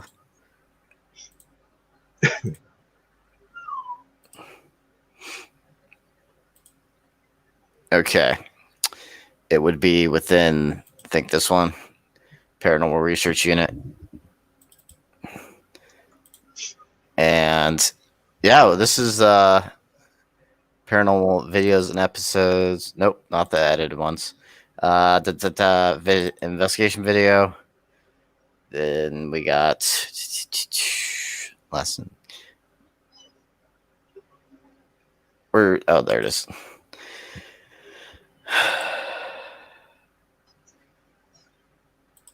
Yep, this is me in there.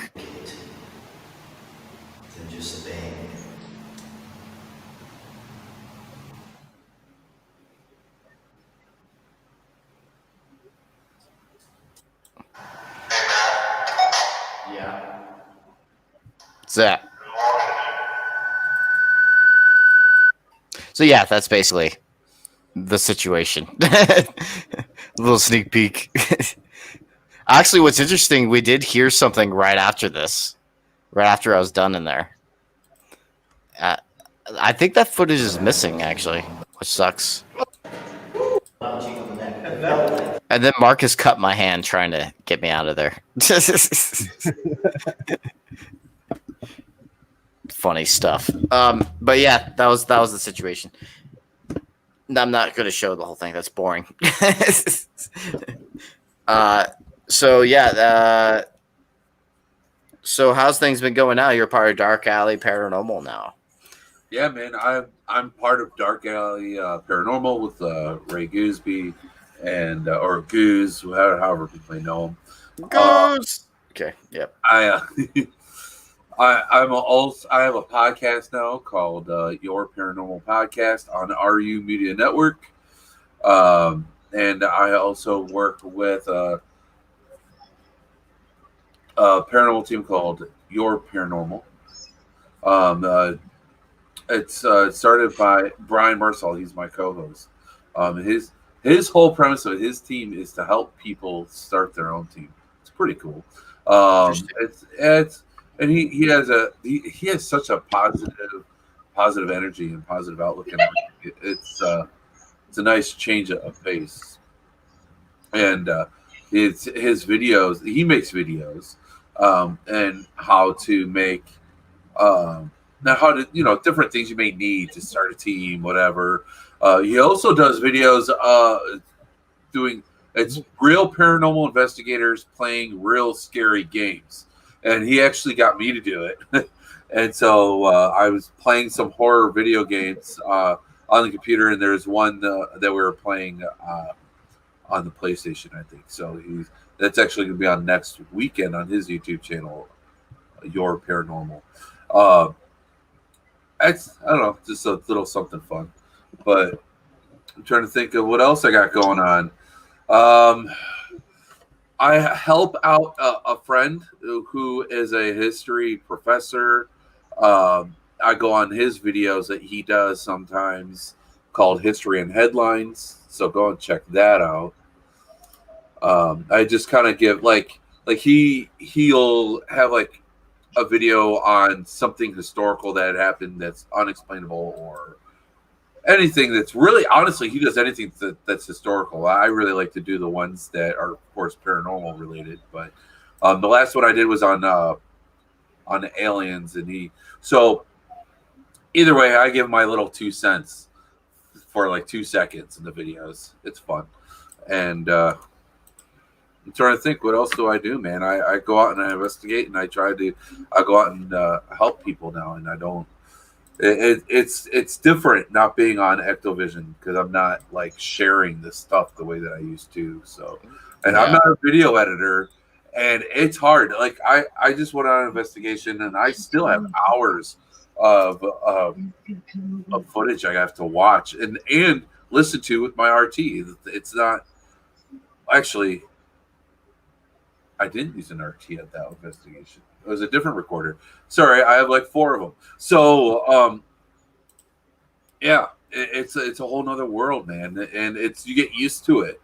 I'm sure you understand, Matt. Like you get used to it, and it's like that becomes the style of investigating, and then all of a sudden you're not doing it. And it's like you don't have the pressure to like get the stuff done. So now you're self-motivating. Yeah, it's interesting because, man, I envy the people that don't do all that, because they could just go in and investigate, and that's it. And then for us, we have to like be there way before, get B-roll.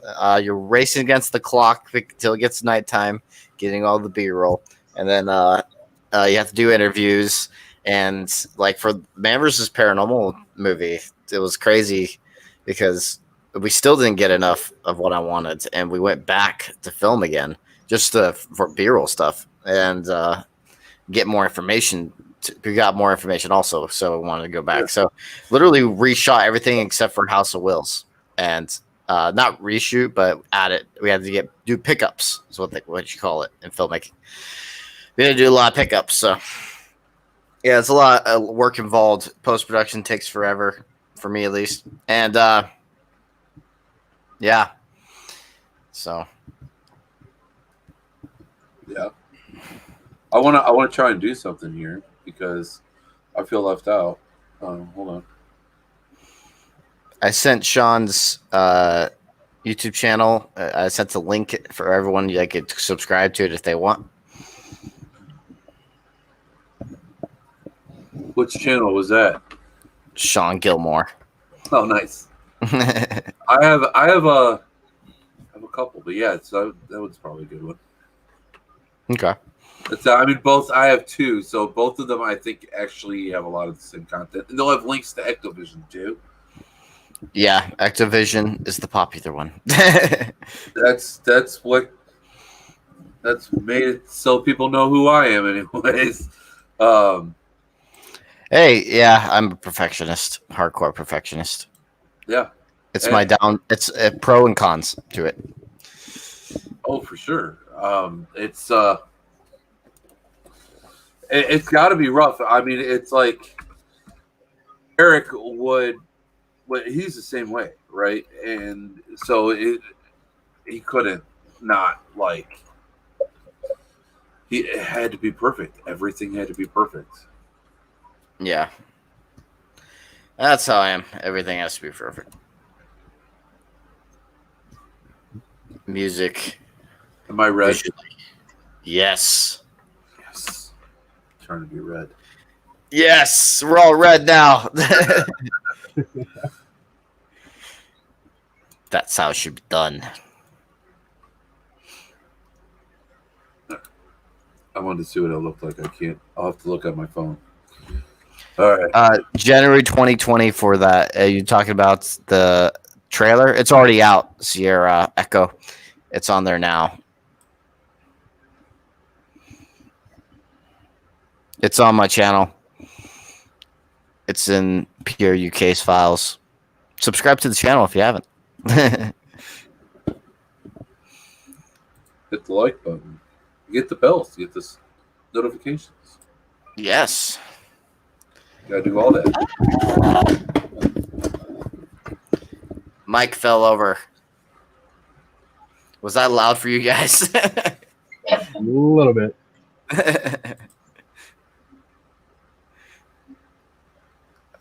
That's what happens if you don't have a big desk to use. Here, I'll share the link again. Copy. Just for you. I'll share the link. And paste. Yes. I'm red. Hold on.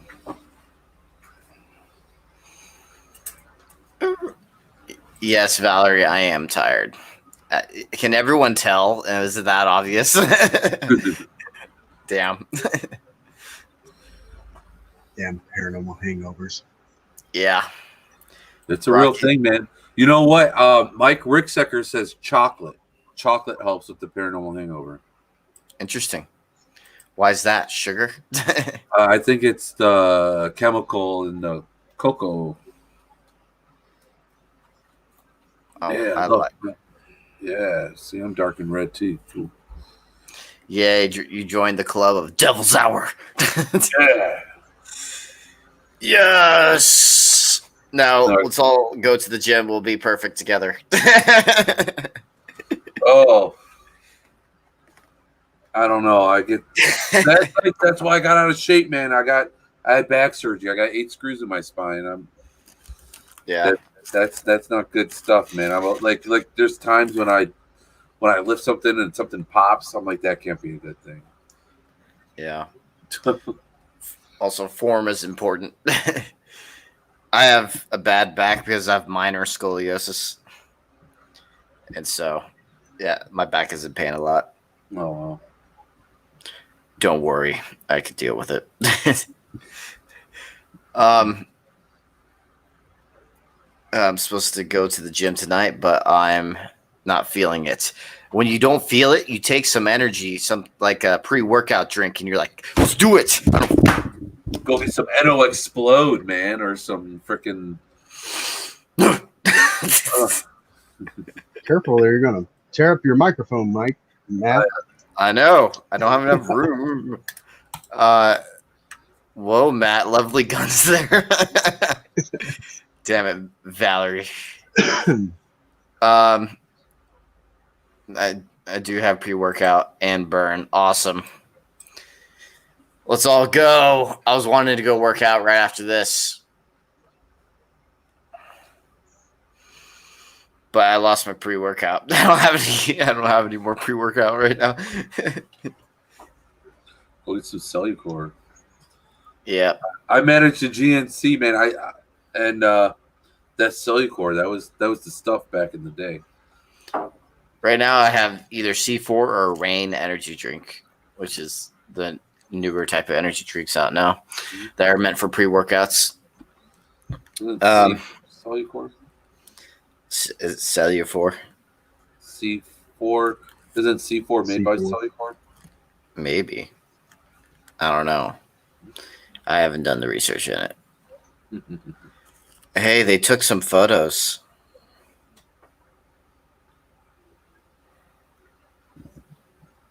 I'm looking at Matthew just posted photos of the event. I'm looking for you, Shawn. Me? Yep, seeing if you're in these photos. I don't know. I forgot to take photos yesterday. Yeah, I'm really bad at that. I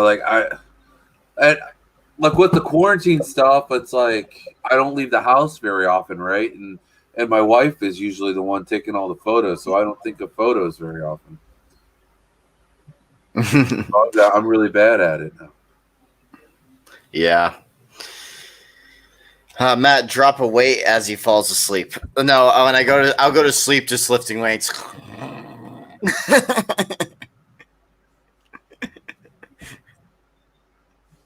Haven't worked out for years now. The tattoo on my right arm is just a smudge.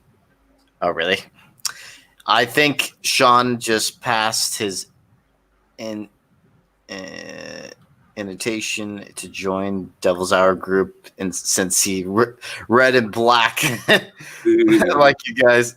Yeah, I know, right? He joined the club. You joined the club. Rocky didn't. That's why he left. He got kicked out because of that. I'm just kidding. That's kidding. I don't know what happened to Rocky. He didn't say anything. He's gone. He probably lost full connection. Head back to work. Probably. I don't know. Usually, I don't know. Looking for Shawn in pictures. That sounds perfectly normal, Matt. Hey, I was going to be like, hey, Shawn, you're in it. But nope, can't do it. You know who posted a picture of me was Brian Baum from Bearded Paranormal. Ah. It's probably the best picture there. Just kidding. I honestly think it might be the only picture. You know when they did the drone thing? Yeah. Yeah, I'm not even in that. Oh, when they did the drone thing, I was trying to stand out and be weird. I was on sitting at one of the marble tables that's there, and I thought I was in the shot. I didn't know I was not in the shot. So I didn't make it into either of the shots, but I'm literally like, if you see where Dan Class is, I'm literally like just a couple steps behind him. There's like, you could see the bench, but I was sitting on top of the table that bench was too. And, I was waving and everything. I didn't fit in the shot. And so whatever. Saber's like, Matt, weird. I know the sarcasm there. I know, but yeah, like the thing I wanted to do to stand out and be weird was like when everyone was saying the wave their hands, I just did this. and then at one point I didn't raise my hand. I just stared at the camera.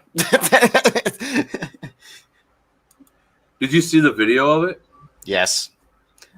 I was in it, and I saw myself just standing there, looking straight at the camera. Everyone else is waving. Yeah. I'm looking at it right now. Where are you at? Oh crap! Let me see. Are you somewhere in the middle-ish? Are you? Oh wait, did they do it on RU Media? I don't remember. They did share it on RU Media. Okay. We're live right now on it. We are.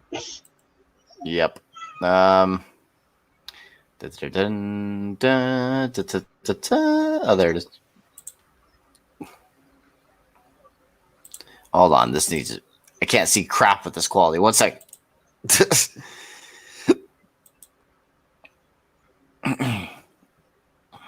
Actually, here, I forgot I could share screens. Let me share the screen. That might help. Come on, quality.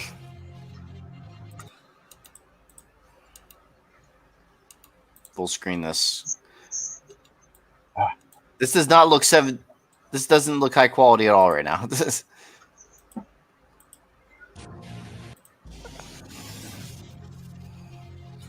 Yes, if you go back, you can see the table I was at. Oh, there I am. I'm right here. Oh, yeah, there you are. Just standing there.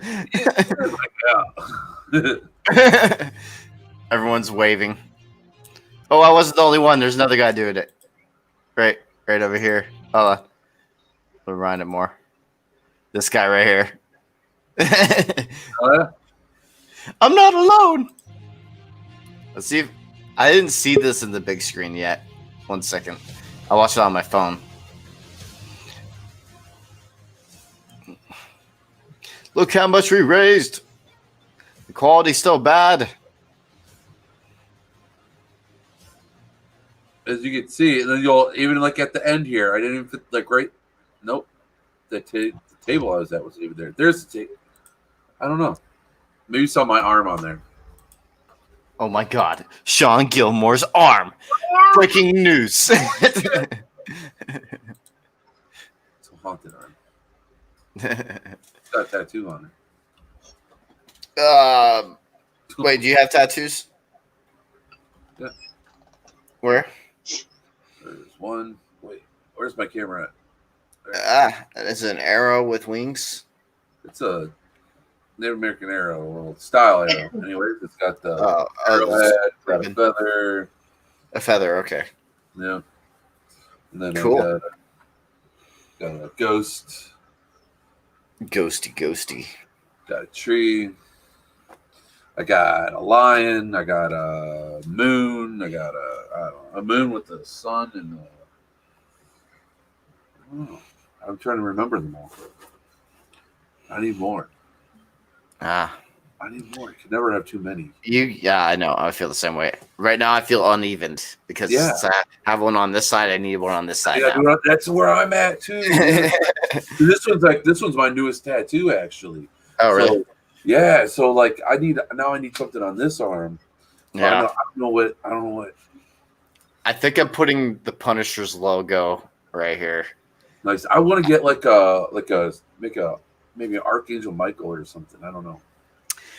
I want some stuff that kind of involves other things I do, like I'm into guns and stuff. So I don't have any of those type of tattoos, and so I kind of want to start getting some of those too, because right now it's all spiritual stuff and all paranormal related. I wanted to mix up my other things I'm passionate about. You can tell when I switch the screen on my TV on my screen. Yep, you just got into brightness. Yeah, I got a big screen. You've been. Yeah, I'm ready to go. There you go. I can make myself redder. If I cast that onto my TV, what would my wife think? Now I'm redder.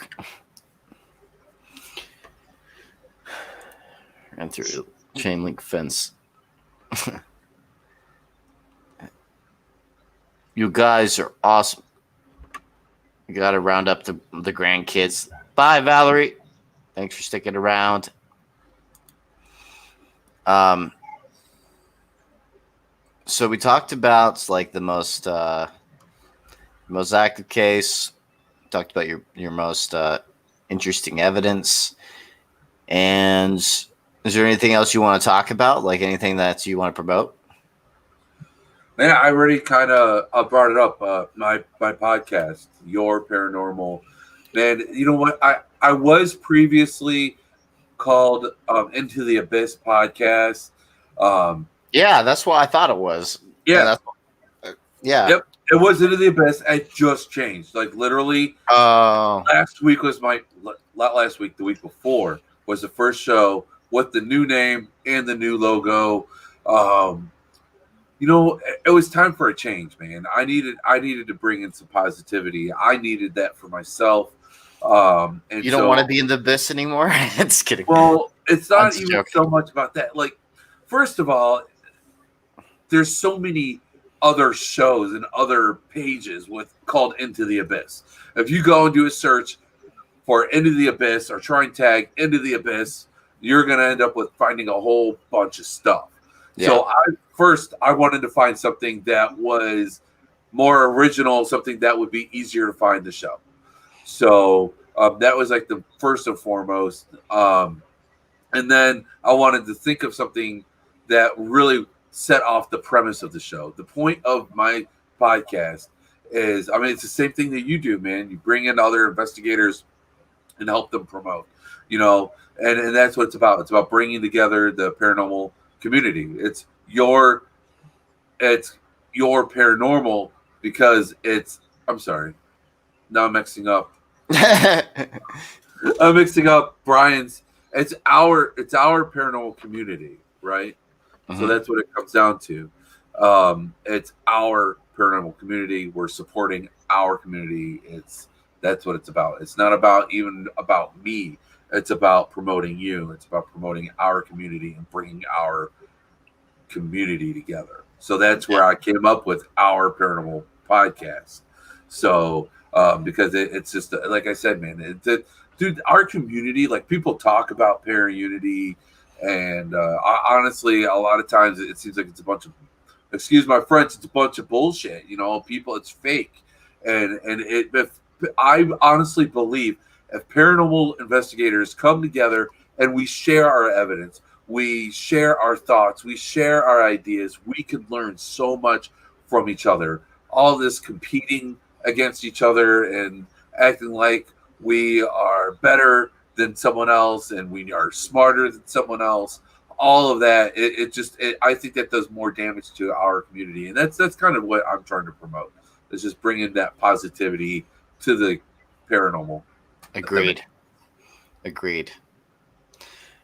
And so check it out on RU Media Network. It's on YouTube. It's on Facebook. We are on Spreaker.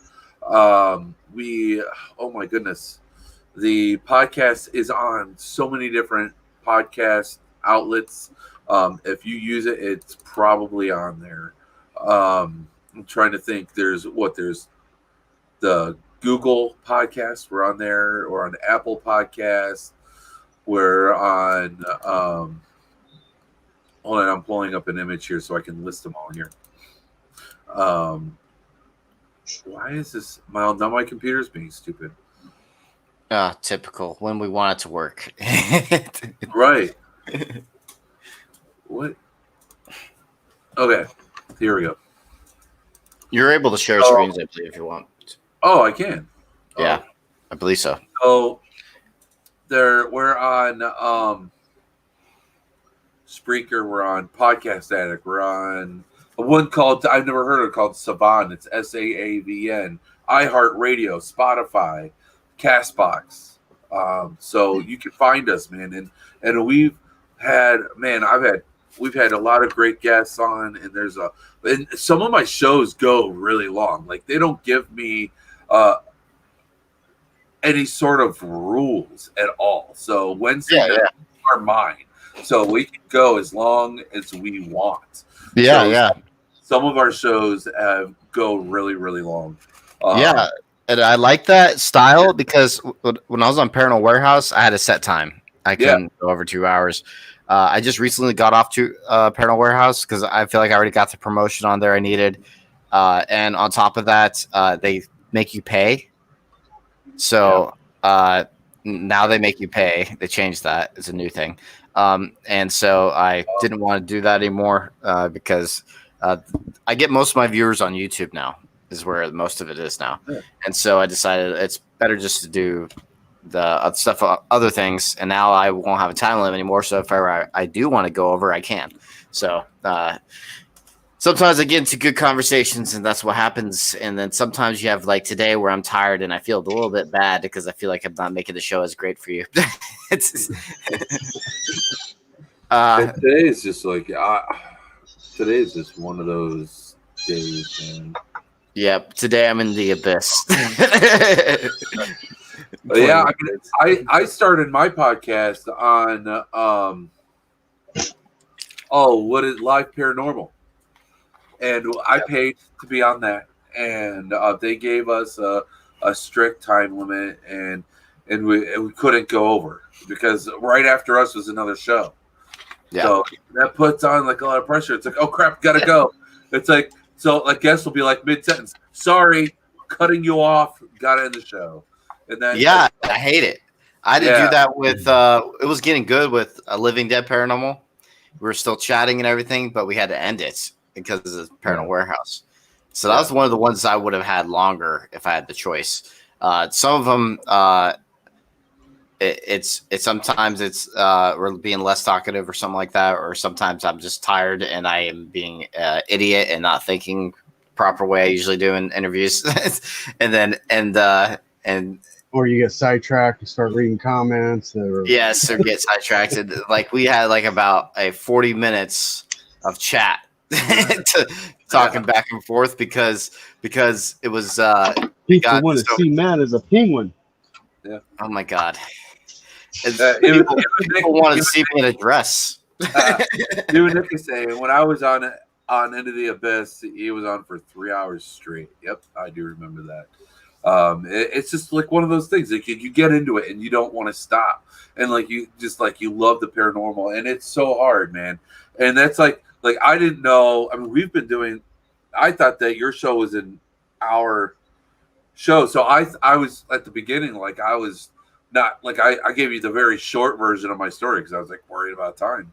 So like you have to like worry about that, but it's like no, dude, take your time. Let's hang out.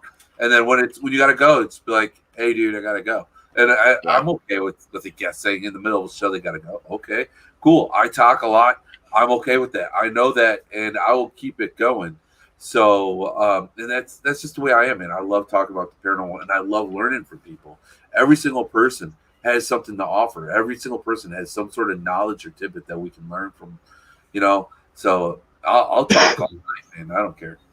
Yeah. Sorry, I keep forgetting to let my guests know that's a 2-hour show.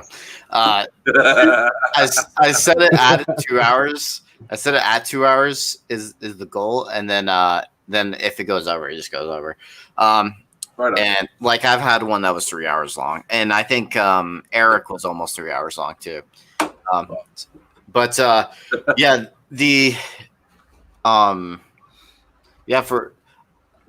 if you. I wouldn't mind going on your show if you want me to. I love being talking about paranormal too. Dude, I'm sorry that I'm not as active as right now because, like I said, I'm tired. Once I'm more awake, I'm way better at this. Like I just keep getting questions for you and everything, but right now I'm just like blah. No, man. I mean, both you guys can come on, man. No problem. We'll yeah, dude. And it'll be better that time because then I'll be awake for that one. Then I'll be like, let's do this. Can he sing? What are you talking about? Me? No. No. You don't want to hear me sing. I'll lose all my subscribers. I'll go from 4,000 to 4,000 to 0 in one video. Just kidding. Negative. I'll go negative. I get deleted from YouTube. Channel's been banned. You'll be banned. Have to switch to TikTok. TikTok's apparently being banned now. Apparently, is what they're saying today again. They're talking about it. I was like, oh my gosh, is it gonna happen or not? If not, shut up. If it is, do it already. I just made a new TikTok today. Earlier, I like to take my kids on hikes, and I've been trying, man. I know we talked a little bit about working out. Like I can't exactly go to the gym, but I take the kids on hikes and stuff. That's my workout, going out on hikes and stuff. So today we went on a hike, and there's a park that has it's a cemetery that was moved, right? So, but what they did was they took all the bodies from the cemetery and just dumped them pretty much in a hole. And now it's like a mass grave. Interesting. It's and there's 3 headstones there. 2 of them are like normal headstones with names on them, and then one of them says unknown skeletal remains, Summit County, Ohio. Interesting. Yeah, it's an interesting park, man. I had some crazy experiences there. I don't know if you guys are into like fairies and like all that kind of stuff. I never got too much into it. But people said there is a fairy circle there. And I showed my kids where it was at. And to be respectful, where the fairy circle was, we walked around it instead of through it. Just in case. I don't know. I want to be respectful. So we went through there. And It was pretty cool. And then we went hiking through the woods that are right by there. But it's literally part of the Summit County Metro Parks, and it's insane, dude. It's just so crazy the stuff that they do. I think it was like a cemetery, if I remember correctly. A friend. Oh, this was like when I first started investigating the paranormal. This is one of those locations that I went to. But I think if I remember correctly, it was a cemetery that was moved from like a retirement home. So I was like, I don't know. But who knows even how much truth is in all of that. But it's just an unmarked mass grave from a cemetery that was moved with a bunch of unrusted souls. And the whole area has Native American history on top of it. This whole area, actually about 2 blocks away from me, there's a place that was a Native American. It's right by there's a lake that was Native American fort and stuff, and there's burial mounds that were desecrated all around here. So yeah, it's funny what Carl said. Dwayne's like Jesus Christ. Like when we were doing a photo shoot, this is like here. Hold on, let me pull it up.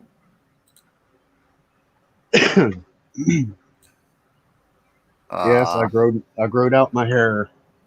Yep, he grew it out, and we have a funny photo of him now. Here, I found it. Okay, let me share this. He looks like Jesus Christ in this photo. Look at him.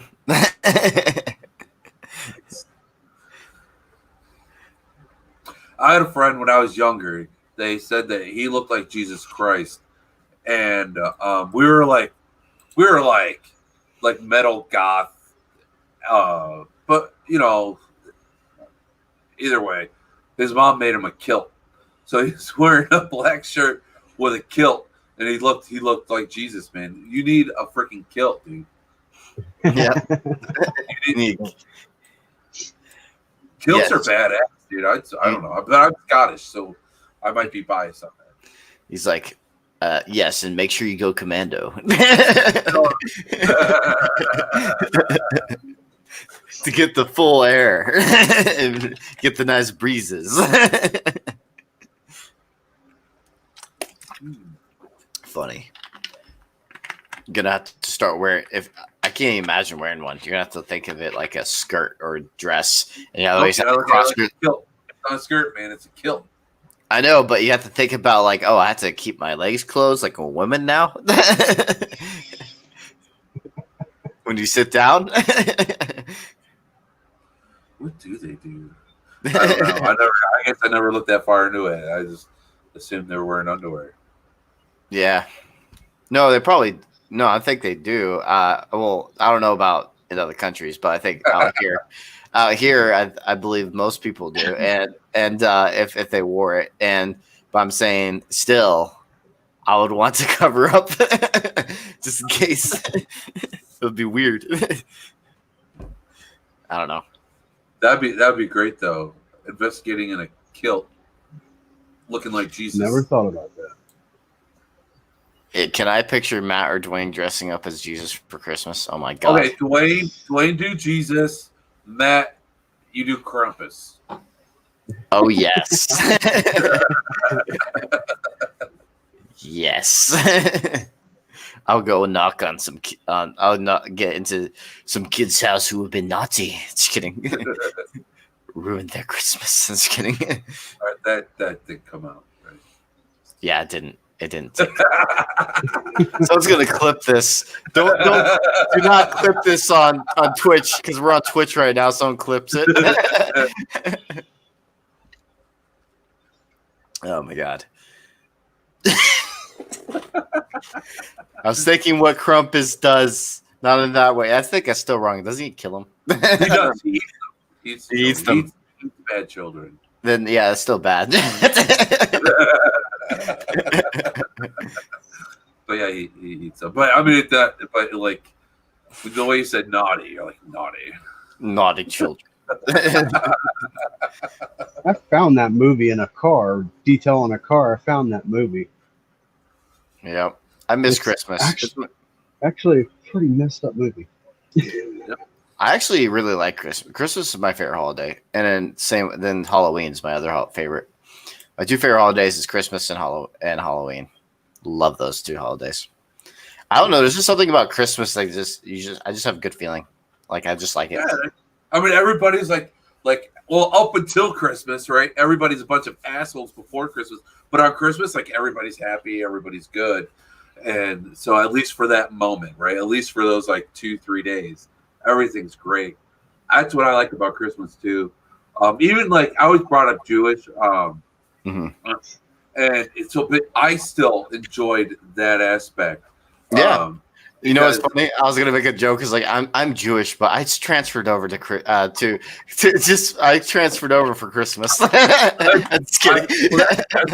That's why I converted. I did convert. I did go through RCI. I did convert. That was part. Before I started investigating, I felt like I needed to get, like I said, I was able to find all the answers I was looking for. I was not, my family's not religious. They don't practice very much, you know? So I wasn't finding the answers I was looking for. I wasn't finding the protection I felt like I needed to start investigating. So I started doing the research, and it may have been a little bit of, because it was like easier, but my wife is Catholic, so maybe that's why it was, but I was led down that path, and I converted over, and that was a very spiritual journey for me. And then, so I now consider myself a spiritual Catholic, because one thing that they do teach you, being Jewish, is to question things. Yeah. And Catholicism, they teach you the opposite. So I'm like butting heads here. I'm like, I can't not question things. Like the priest says something, I got questions. Like, yeah. What, you know? So yeah, that's kind of plus, I mean, look at me. I'm a Catholic wearing a rock for protection. So that's. I don't consider myself a religion. I consider myself a spiritualist and agnostic. Agnostic because to me there is no evidence for either side of a god or there not being a god, and I'm open to both, and so I'm like, I'm not 100%, and I don't know. So that there's no proof to me in either way. So, but I'm open to it. And if there is a God, I think this thing would be something way above our comprehension of what we understand. I don't think it would be something like human-like. I don't think it would be like the Bible. I don't think it's going to be like how they say in the Bible that they it's in His image and stuff like that. I don't think so. I think it would be something not something that we completely understand. You know how I look at the Bible, and people may not their like perspective this. Back in their time period. You remember Aesop's fables when you were a kid? No. So Aesop's I didn't have fables, a childhood. Aesop's fables is it's a story of fables, and they tell they have a learning lesson for life, right? And that's kind of how I look at the Bible, even the Old or the New Testament. That has the stories that you're supposed to learn from it. They say that the Bible is supposed to be the Word of God written through man. It was written by man, and I'm sorry, I don't trust man, so I don't trust the Bible. But it is a good source to learn life lessons, because it does have some pretty decent life lessons in it. Yeah, there are multiple books of lessons. Right. So that's kind of like where I'm at with that. When I go, the reason why I believe in God, and I am confident within myself that there is a God, is because I go out into nature, I go out into the woods, I feel the energy, I feel God there.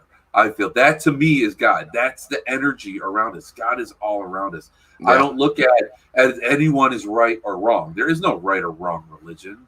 Because no matter what, the higher power is there, and it's not going to change just because of a different idea.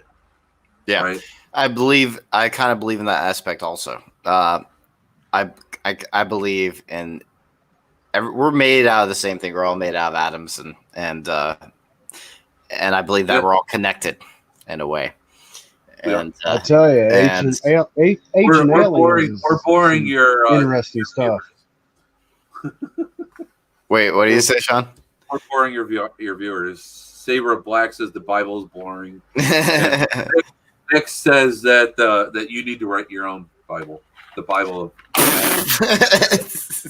yeah, okay. Who the fuck would read that? The Bible of Benton.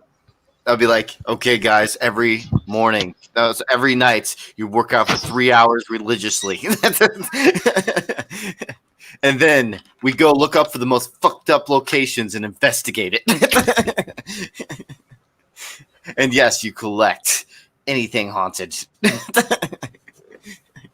I'm just kidding. Follow my religion. Just kidding. It's the devil's hour religion. I'm just kidding. And the reason why I thought of this name, it's not that it's basically like, Witching Hour. I was actually originally going to do Witching Hour Productions, but that was taken. And then I was like, you know what? Devil's Hour kind of goes with my editing style, like dark. It's darker style. And so I was like, you know what? That kind of works. And it's related to the paranormal. And it's a cool name, I think so. And so that's why I just decided to go with Devil's Hour Productions. It's not, I don't worship the devil or anything, like some people think when they see the name. But neither do I. Yep, neither does Dwayne. You just like creepy shit. There's nothing wrong with that. Yeah, I'm a fan of horror style. Yeah. So my documentary filmmaking is in a creepy vibe all the time. And it's very fitting for the paranormal. Yeah, and I also like to get things across in a scientific aspect, but also make it entertaining for the horror fans at the same time. So, yeah. I'm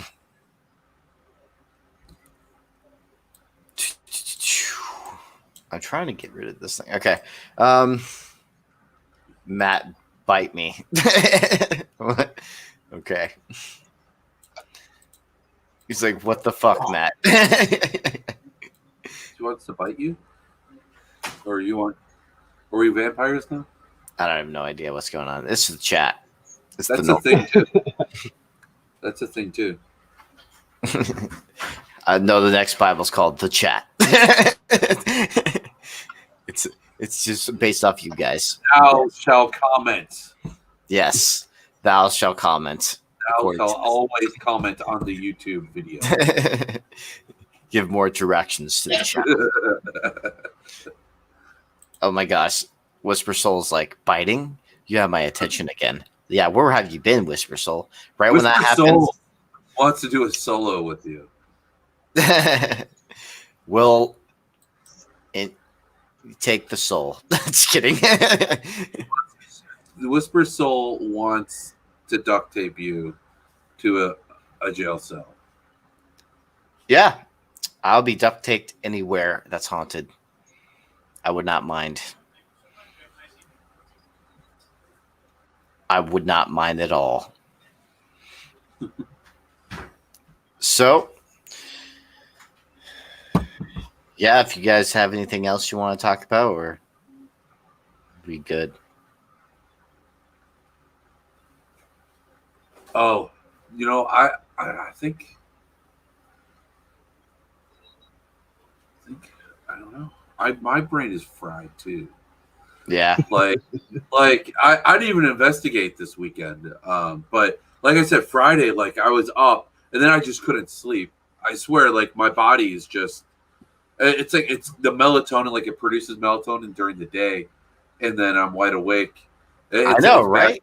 It's backwards. My body's completely backwards, and it's been that way since I was like 16, and it was that way when I was 16 for completely different reasons. So, yeah, yeah. For me, I've always been a night person. It's kind of weird that I'm tired right now. It's probably because I had a long day today. Yeah, a long day too, and then I got woken up by the cop, and then I was woken up by someone else.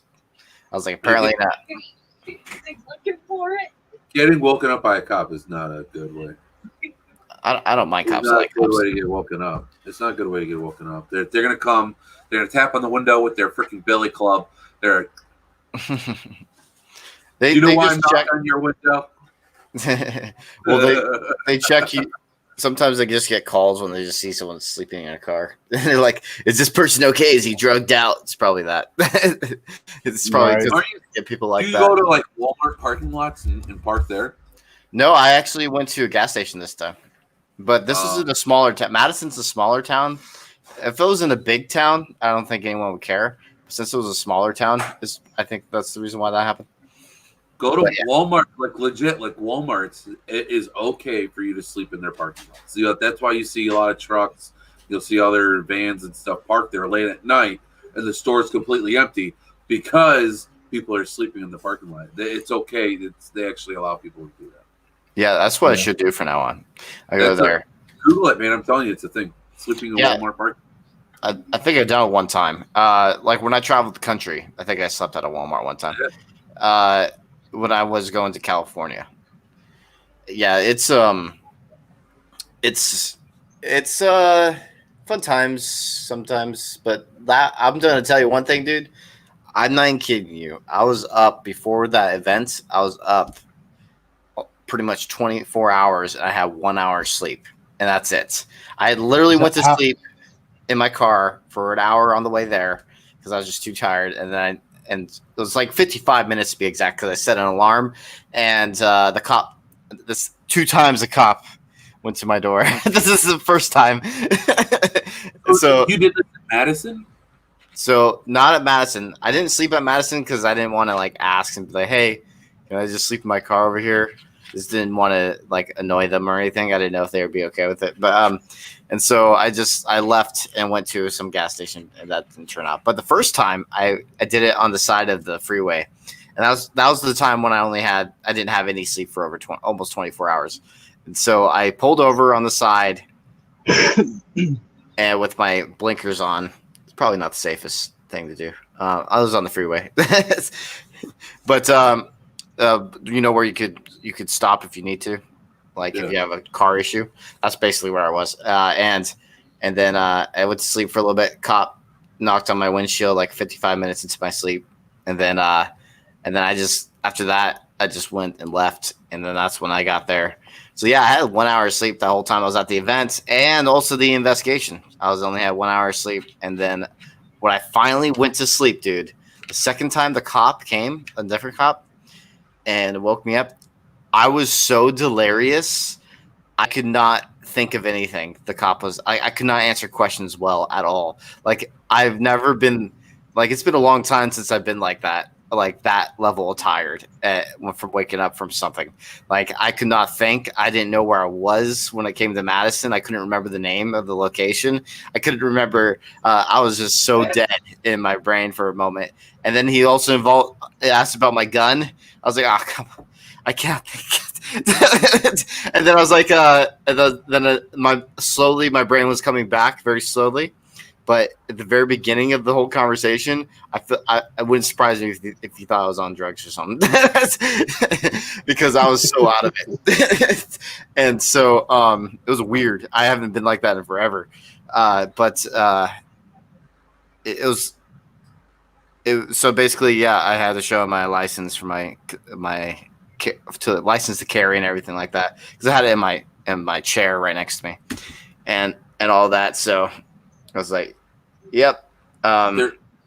They're talking about tasering and pepper spraying you. No, totally. Yeah. Oh, yeah. It's because that's stuff I do. I've pepper sprayed myself before on purpose, and I had an MMA fighter choke me out on purpose. And I've also had another time I had actually no, I have never been tased yet. I've always wanted to be tased. So well, you go to the mall and they have those Asian art stores. Mm-hmm. They sell the swords. Mm-hmm. They sell tasers. Perfect. I want to get one of those. Or you go to a head shop. A lot of head shops will sell tasers too. I should go up to a cop and be like, "Can you tase me?" Just kidding. We're making TikTok. Yes, we're making TikTok. Hey, Mom. Do you have a cop friend that could tase me? No. Damn it. She said no. Hey, Ma.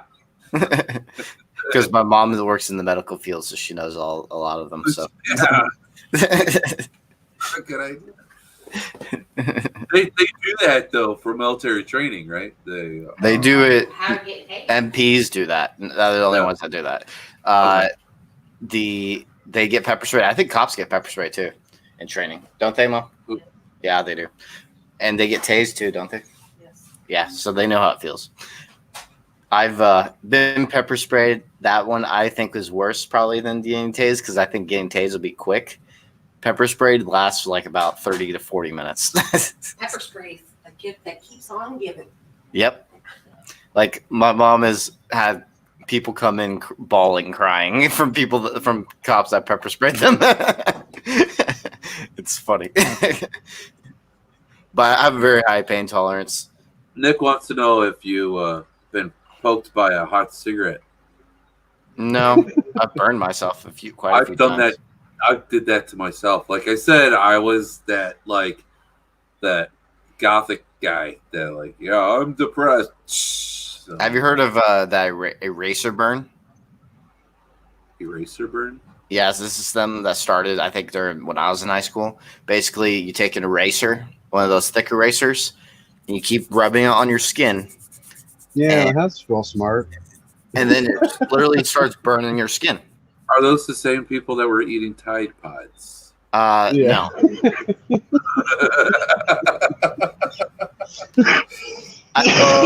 Hey, it's not poisonous. Well, we would take lighters and we would like burn them so we get the smiley face with the lighter because if you had like a big lighter when you got it really hot and the from the two rollers and the bed part, it looks like a smiley face. So that was a thing. Yeah, I don't know why but it was. Millennials. I don't think millennials would do any of this stuff we're talking about. It's not a millennial. Yeah. I don't think any millennial does this type of shit. I think they'll be afraid of all this stuff. Except for the Tide Pod thing. I know what you're talking about. Tide Pods. Yeah, Tide Pod. I would never do that. That's just dumb as hell. Millennials, they eat Tide Pods and they jump out of cars dancing and get ran over. So yeah, and also get in front of cars lately. I got a scar. And they also get in front of cars also when they protest and block everyone. Fucking idiots.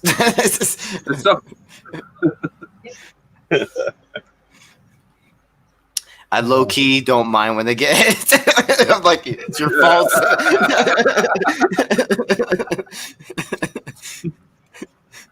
What do you expect?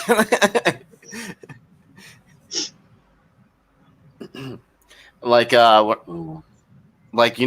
they're literally can even endanger people's lives when it comes to emergency calls. Like literally stopping traffic, and then an ambulance can't get to the hospital because idiots are blocking the streets or the roads. So that stuff pisses me off. Don't understand it. There's other ways to protest. I don't have any issue with protesting. I have issues with this idiotic stuff they do during it sometimes.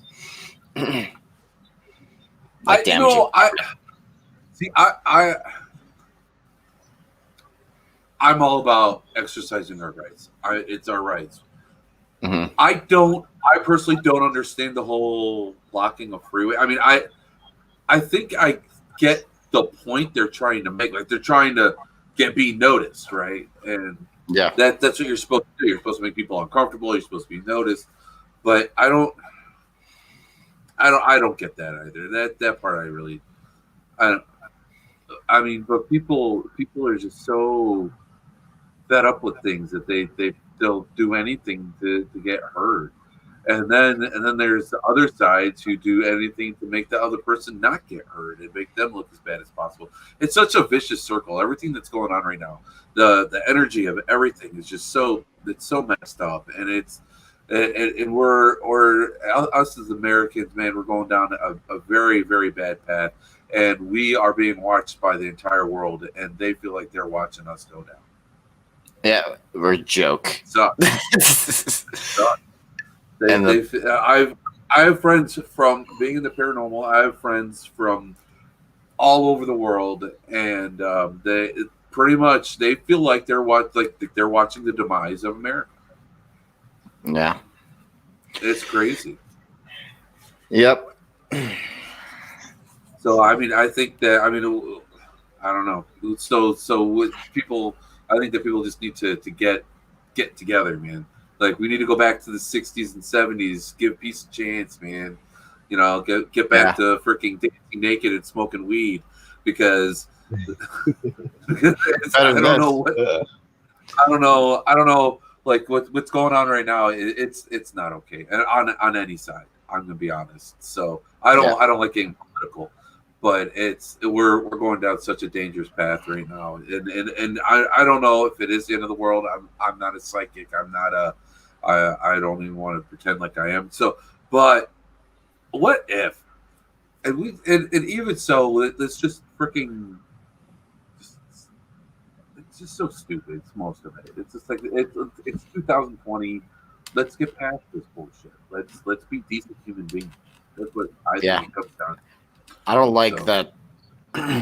Like, it feels like politics is now dividing us when it should be working together, and that's what pisses me off about the politics today. It's about dividing, basically, and I hate that. That's not what. That's not how the government's supposed to be. Nope, that's what they want. The people divided. We are not as strong as we are. Imagine if we all agreed. What if we all agreed that the government was totally taking advantage of us and what they were doing was completely freaking wrong, and we all realized that? Yeah. And then we realized, powerful. Oh, we're all together, and more of us own guns than the army. Yeah, and that's like basically we had less than the British Army, and we still won, and it was the same viewpoint. The British, the colonists at the time, believed that what the British Army was doing the British government was doing was wrong, and they all fought against it, and we won. And we had the French that helped us too, but it was what basically that being united like that is what helped us win. And I think also George Washington. Thus being divided, I think, is a control tactic for the masses. That's what I think. I think that that this is all done very much on purpose. So I agree. But I don't know. I'm not like I never went to school for politics. All I could do is watch from my own home and see from the outside with an open mind, not being stuck in a box, not being brainwashed. But there's even a show on Netflix where they talk about how they use social media to control our decisions and control us. And that's media in general. 100%. And so, I mean, all of our information is controlled. I mean, we have access to so much on the internet, but still at the same time, it's controlled. And the way that it's told to us is controlled. So they talk about media bias, and it's all bias. It doesn't matter. So that's what I think. I think that we are, I don't know. There's a lot of theories out there, right? About the New World Order and all that stuff. So who knows? I mean, from what I see looking out, I mean, I don't know. I don't know what's going on in other countries, but I see here that shit's falling apart, man. This two-party thing, it's not working anymore. Yeah, there should be more than two. And that's just how it's been for this country. Other countries have more than two, but not ours. We have more, but they're not big enough to where they would even matter. Media doesn't give them the spotlight or the time of day. Yeah, they don't give them time of day. Don't give them the money for it. They it's just Republican or Democrat. That's it. No, that's the only ones they care about. And like, there's libertarians, there's independents, there's all that, but they don't care. Oh, you're saying that you need to be branded now. Wait, what? What would rebrand them with? A cigarette? Get branded. I'll get branded with a cool logo. I don't know. The Punisher logo. Yes. Yeah, it's pretty messed up what's happening in the world right now. What is this penguin thing? Okay, so basically, basically at the Mackey Mansion, I did an investigation with the haunted side. A pebble was thrown at me at the Mackey Mansion, and you know how penguins collect rocks and pebbles for their mates? Well, basically, someone in the chat started calling me a penguin because I saved that rock because I collect things that are thrown at me by an entity, and so now they're starting this penguin crap. but the thing is, that's wrong, guys. I don't have a mate. What are you talking about? It doesn't work out then. Huh. I like that idea though. I wish I had the stuff that, but a lot of times I can't find the stuff that are thrown. I've a lot of the times I've had stuff thrown at me though. It's like outside. I do a lot of outside stuff because I like to be outside. And it's free. The Cuyahoga Valley National Park, that's really cool. National parks don't close. Yeah. So if you have a haunted national park, go there. They don't close. Yeah. Just don't I would never do any of my logos that get branded on me, and here's the reason why. I don't know what I'm going to be doing in 10 to 20 years from now. And so I have to get things on me that that have meaning to me. But when it comes to like a company or whatever I'm working with or doing right now, I don't like connecting that with me for the rest of my life unless I'm 100%. And I'm never going to be 100% because I don't know what's going to happen that far ahead of me. And so that's why I would never get Devil's Hour Productions on me or anything like that. I'll never get Paranormal Research Unit because I've been a part of other teams. I was a part of Soul Seekers in the past. I didn't get that tattooed on me. I have. So it doesn't make sense for me to do that because I don't know what's going to happen in the future. But other things that have meaning to me, I would. Like, this is my origin story to why I started at the paranormal. And so basically it's like the old Washoe Club sign and then also Shadow People that I used to see as a child. The old Washoe Club is where I had my first big experience that got me into the paranormal. I had a piece of brick that was thrown at me. So, oh, wow. Yeah. So that was back in summer 2011. That's when I started the paranormal, investigating the paranormal. And so, yeah.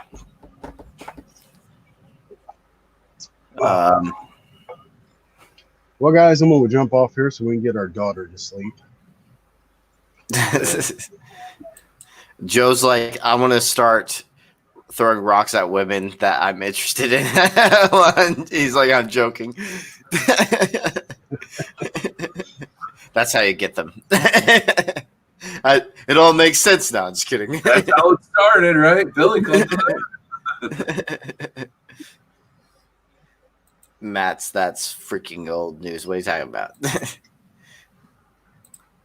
Matt, what size onesie do you wear? I don't wear onesies. Penguin onesies.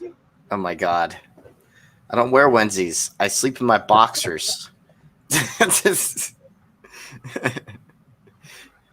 Oh, I'm picturing you like the kid in the Christmas Story now. Coming down the stairs. Instead of a pink bunny, it's a pink penguin. Oh my God. Burn it. Just kidding. But for you, it'd have to be red and black with a freaking pentagram in the chest. Oh my God. A pentagram. I don't know. A penguin-gram. Penguin-gram. A pentagram. A penguin. You know what these ones mean, by the way? The ones that are on my arms, those King Solomon ones. Is that why you mentioned pentagram? I was just curious. I don't know why I said pentagram.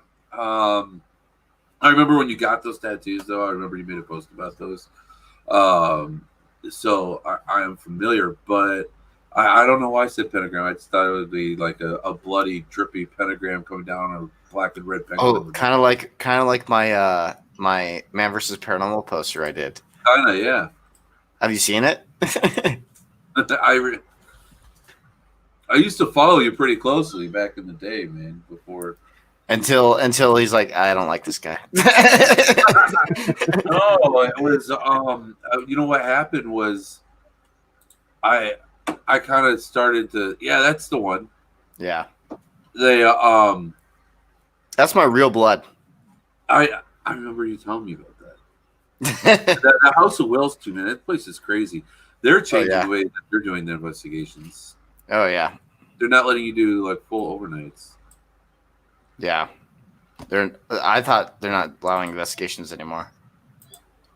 I don't know. I went to a store with the woman who owns the store. She runs the investigations or the whatever's there. So they will be doing investigations, except they're going to have to end at like 12 or 1. So yeah, pretty much they're not doing investigations. Yeah, that sucks.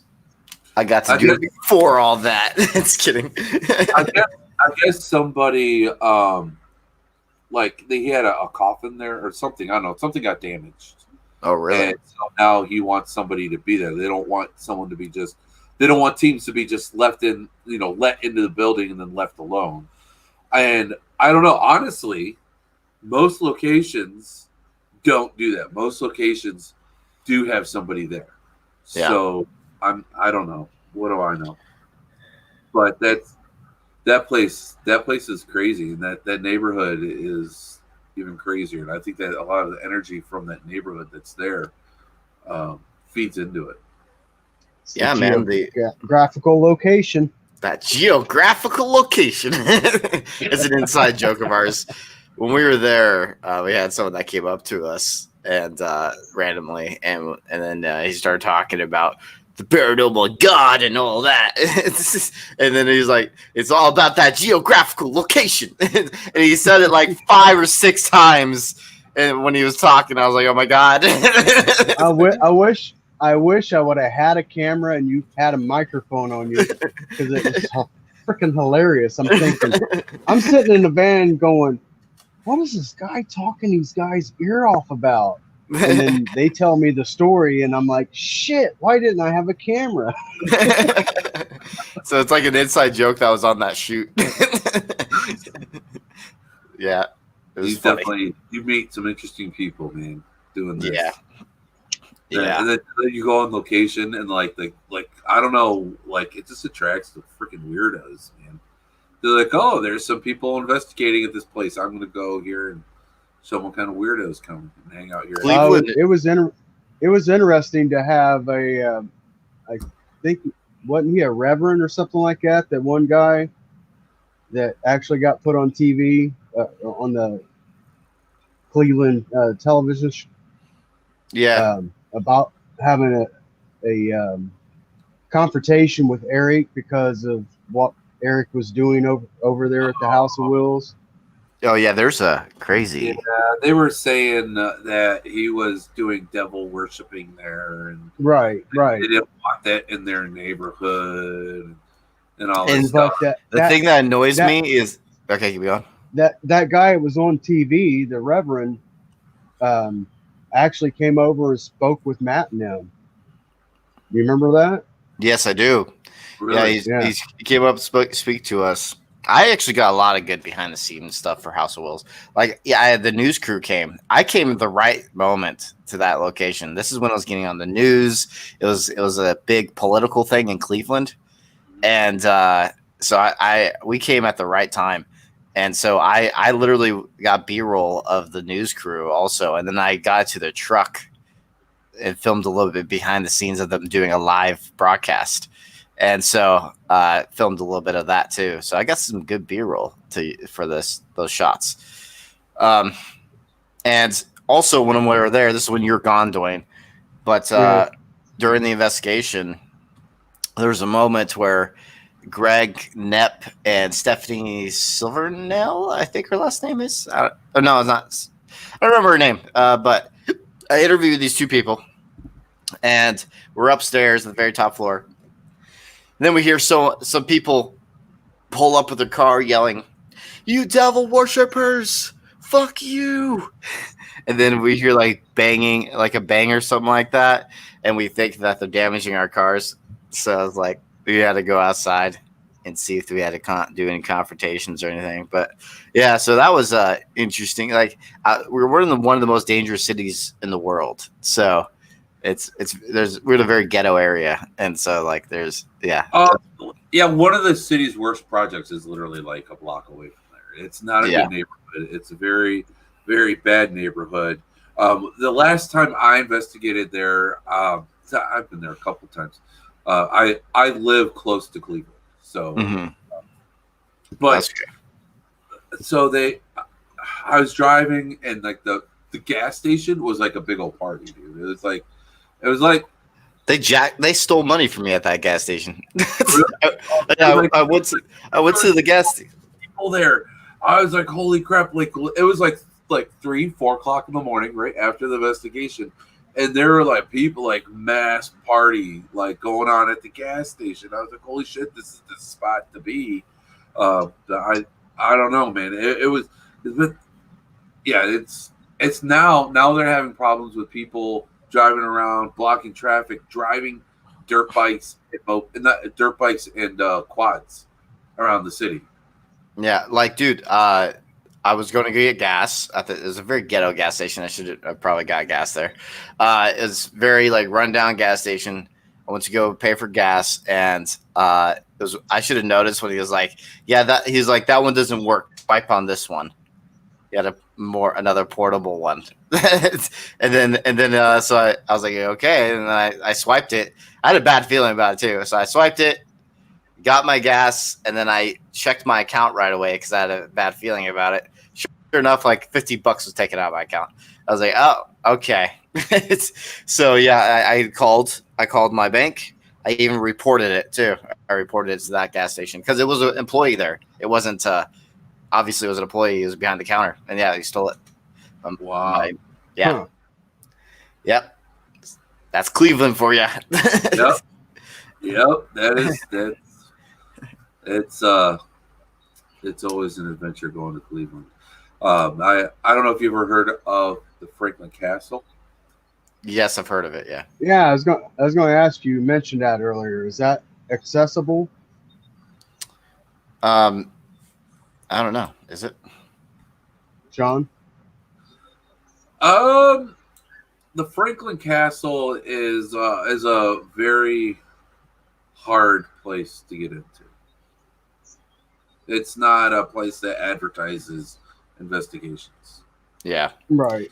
That's basically California, most of the places. And it's honestly, so it's on the west side of Cleveland, and it's like there's an area called like Ohio City. It's like literally right outside of Ohio City. Some might still consider it to be Ohio City, which that's become kind of like a hipster kind of like area. Like there's a West Side Market there. There's a bunch of like beer places, whatever.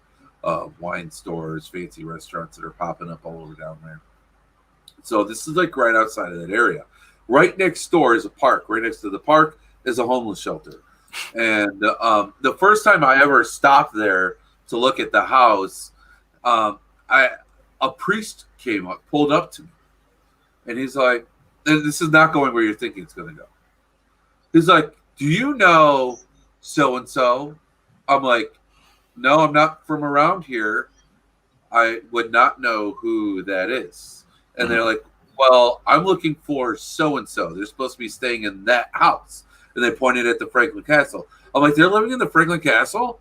They're like, yeah. I'm like, so is it like really haunted? And they're like, the priest was looking at me I'm like, I'm sorry. I'm like, I'm into the paranormal.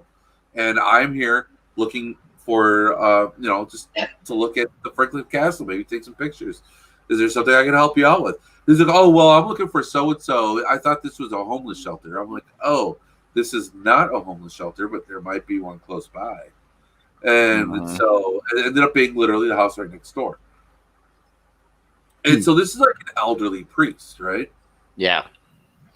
And he's like, well, I really need to find so and so. I need to talk to him. Someone came to me looking for him, whatever. I'm like, you're going to have me go looking for him, aren't you? And the priest is like, can you go and see if he's in the shelter for me? Now, keep in mind, the shelter is another really old mansion that has been converted into a shelter. It is creepier looking than the Franklin Castle is. And I'm like, well, first of all, I don't know where the hell the door is.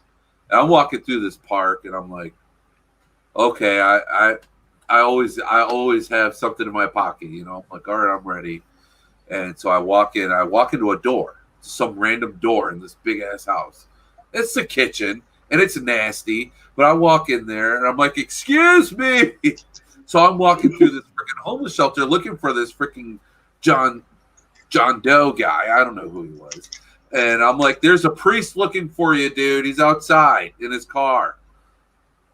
He's like, there's a priest looking for me in my car. I was, dude, it's like the weirdest freaking thing. And I'm like, why the hell am I doing this? Like, it was just it was weird. I don't know. Sorry to go off on that tangent of a random story, but like, so then you go there, and it's just like, it's Cleveland, man. You don't know what's gonna happen. But I'll tell you what, man. There's good food here, and if you're into jazz and blues, there's good jazz and blues all over. Yeah, when I was in Cleveland in that area, I was like, because they didn't have any like restroom or anything. Oh, so I like brush my teeth outside, and so like, in the bushes area. So like brushing my teeth because I'm there for 3 days, and some guys just they have that porta potty that was in the garage there. Yeah, they had a porta potty in there. That's it. That was pretty lovely. Yeah. So and so basically, I was there by myself for 3 days, and that's where I would go brush my teeth, is just outside. It was cold there when I went to. It was like 20 degrees or 10 to 20 degrees, and wasn't in November. It was in November. Around November. So I was shiver sleeping most of the time I was there. So it gets freaking cold, man. They got that cold wind that comes off the lake.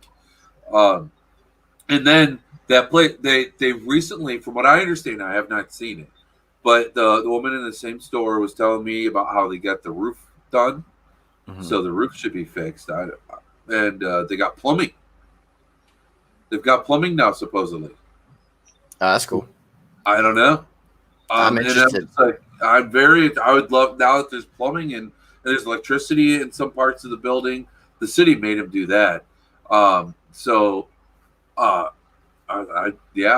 definitely love to go back in there. It sounds like he's getting it put together. Did he show you his collection? Yeah. Yes. Yep. Yes. He has an interesting collection.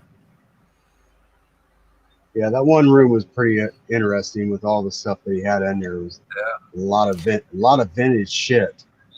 And the infamous Jesus Christ fucking Mary cut in half. Yeah. Saw that. The mannequins. Yeah. And also babies stabbed with crucifixes. It's just a lot of messed up stuff. Also body blown into little pieces from a grenade or something like that. What is Sabra Black saying? The sacrifice you're thinking of, is it associated with the color orange? Think about it. What is going on in the chat? The chat sometimes does things.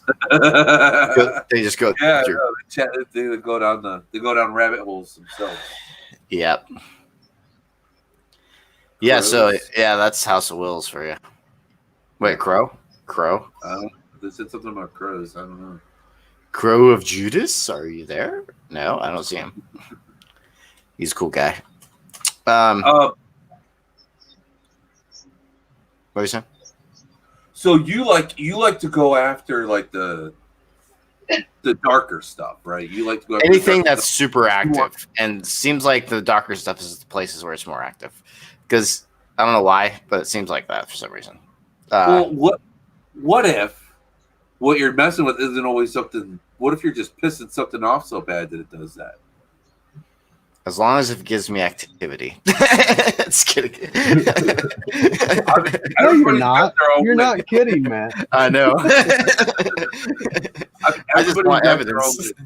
Everybody's got their own way of doing it, and so I'm an evidence guy. That's what I'm all about. Evidence. Well, you just want the evidence. Just even though you're a believer, you need the evidence.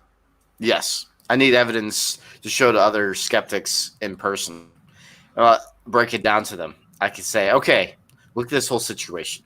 Here's the raw video. I have the raw video. And you can show people with the media code data that is truly raw.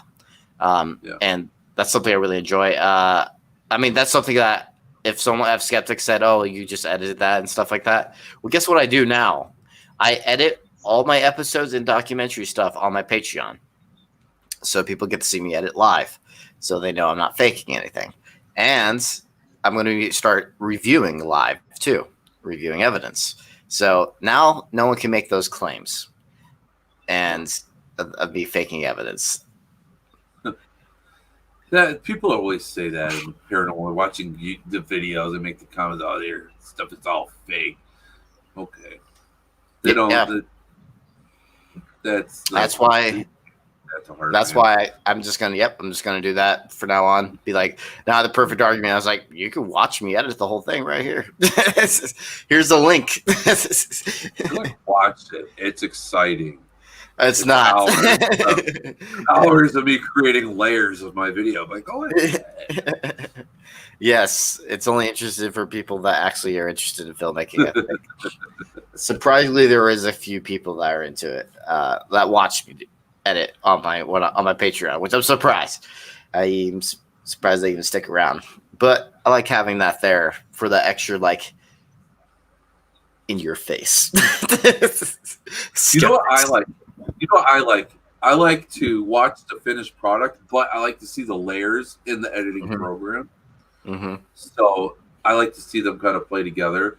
But I also come from like a lot of friends that play music, and when they're producing music, it looks very similar, except it's not video, it's music and it's sound, audio, exactly.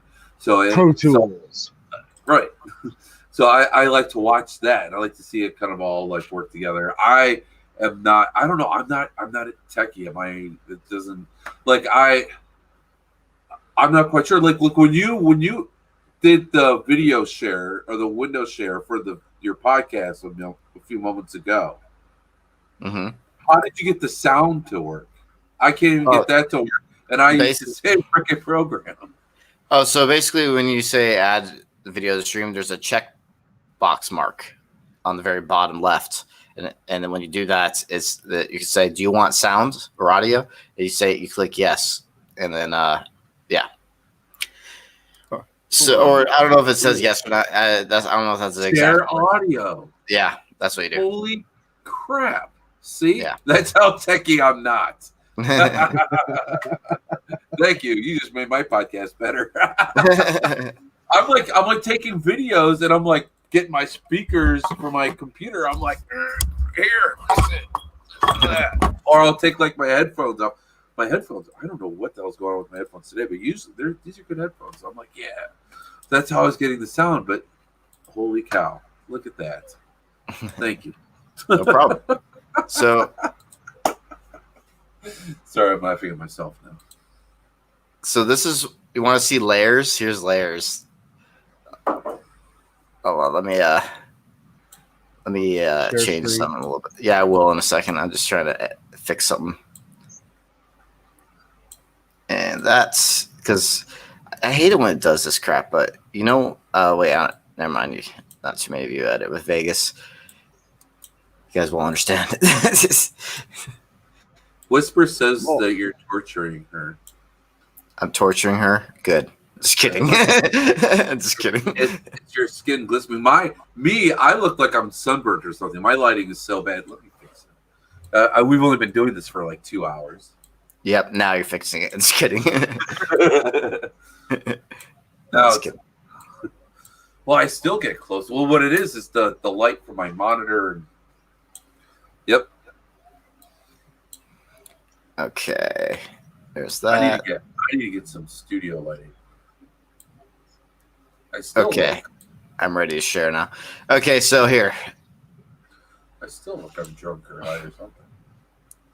So you want to see layers? Look how complex these layers are. This is the documentary. Yeah. Hold on. Oh, come on. Stop the stupid bars. Okay. Let's increase this.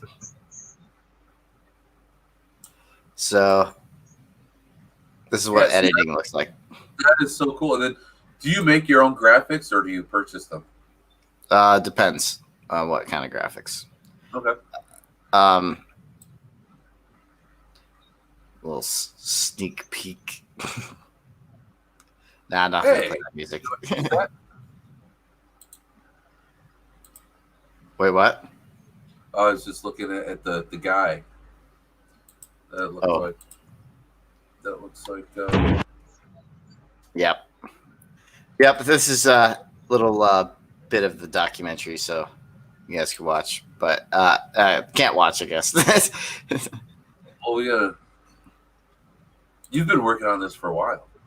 Actually, it was put on hold because of legal issues, but now it's not an issue anymore. But then I started editing another documentary, which is this one right here, that I've been working on, which is the Harrisville haunting. And so this one is the new one I'm working on. Now I'm trying to finish up this one, but what I do... Yes, yeah. This one isn't actually as many layers because this one was less complicated of an introduction. The other one, Ectovision Paranormal, was a lot more complicated with certain things. I did so much to the visual design of it. So yeah, that's basically what it looks like right now. So Yes, that's the stuff that I find. I mean, I can't do it myself. Maybe that's why I like it, but I like to look at that and see. That to me shows the work that was done.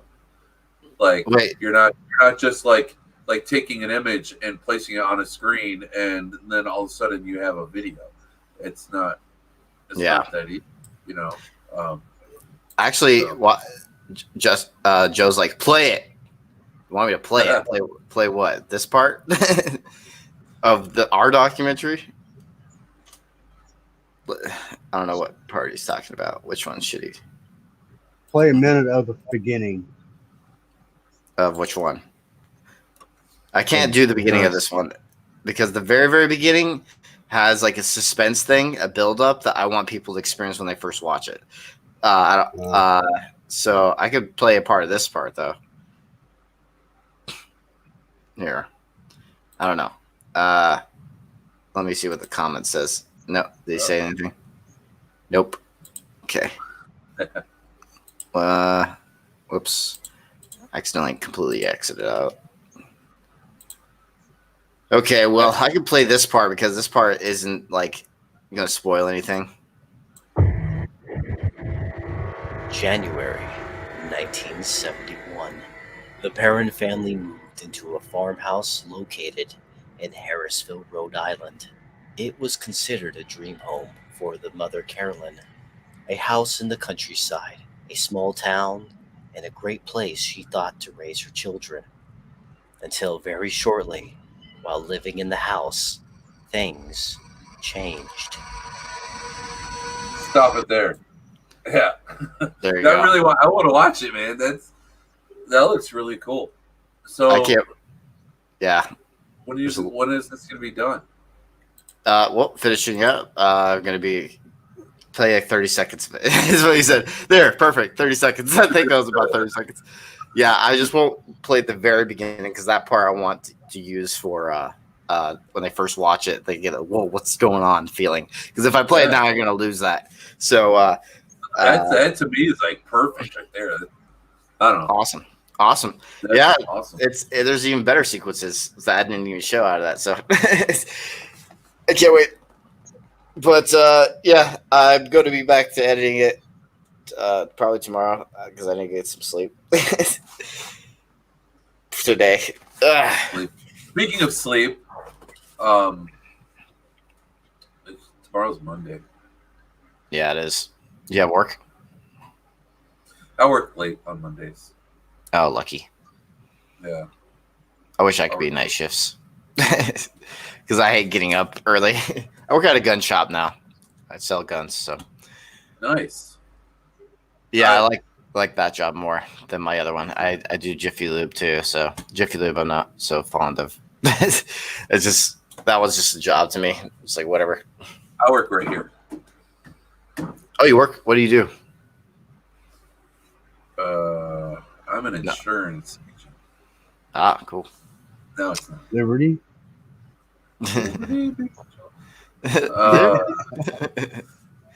Insurance agent. Yeah. I don't like the insurance. Yeah, but I do it all from here. It's not like I don't go into like one of those offices, you know.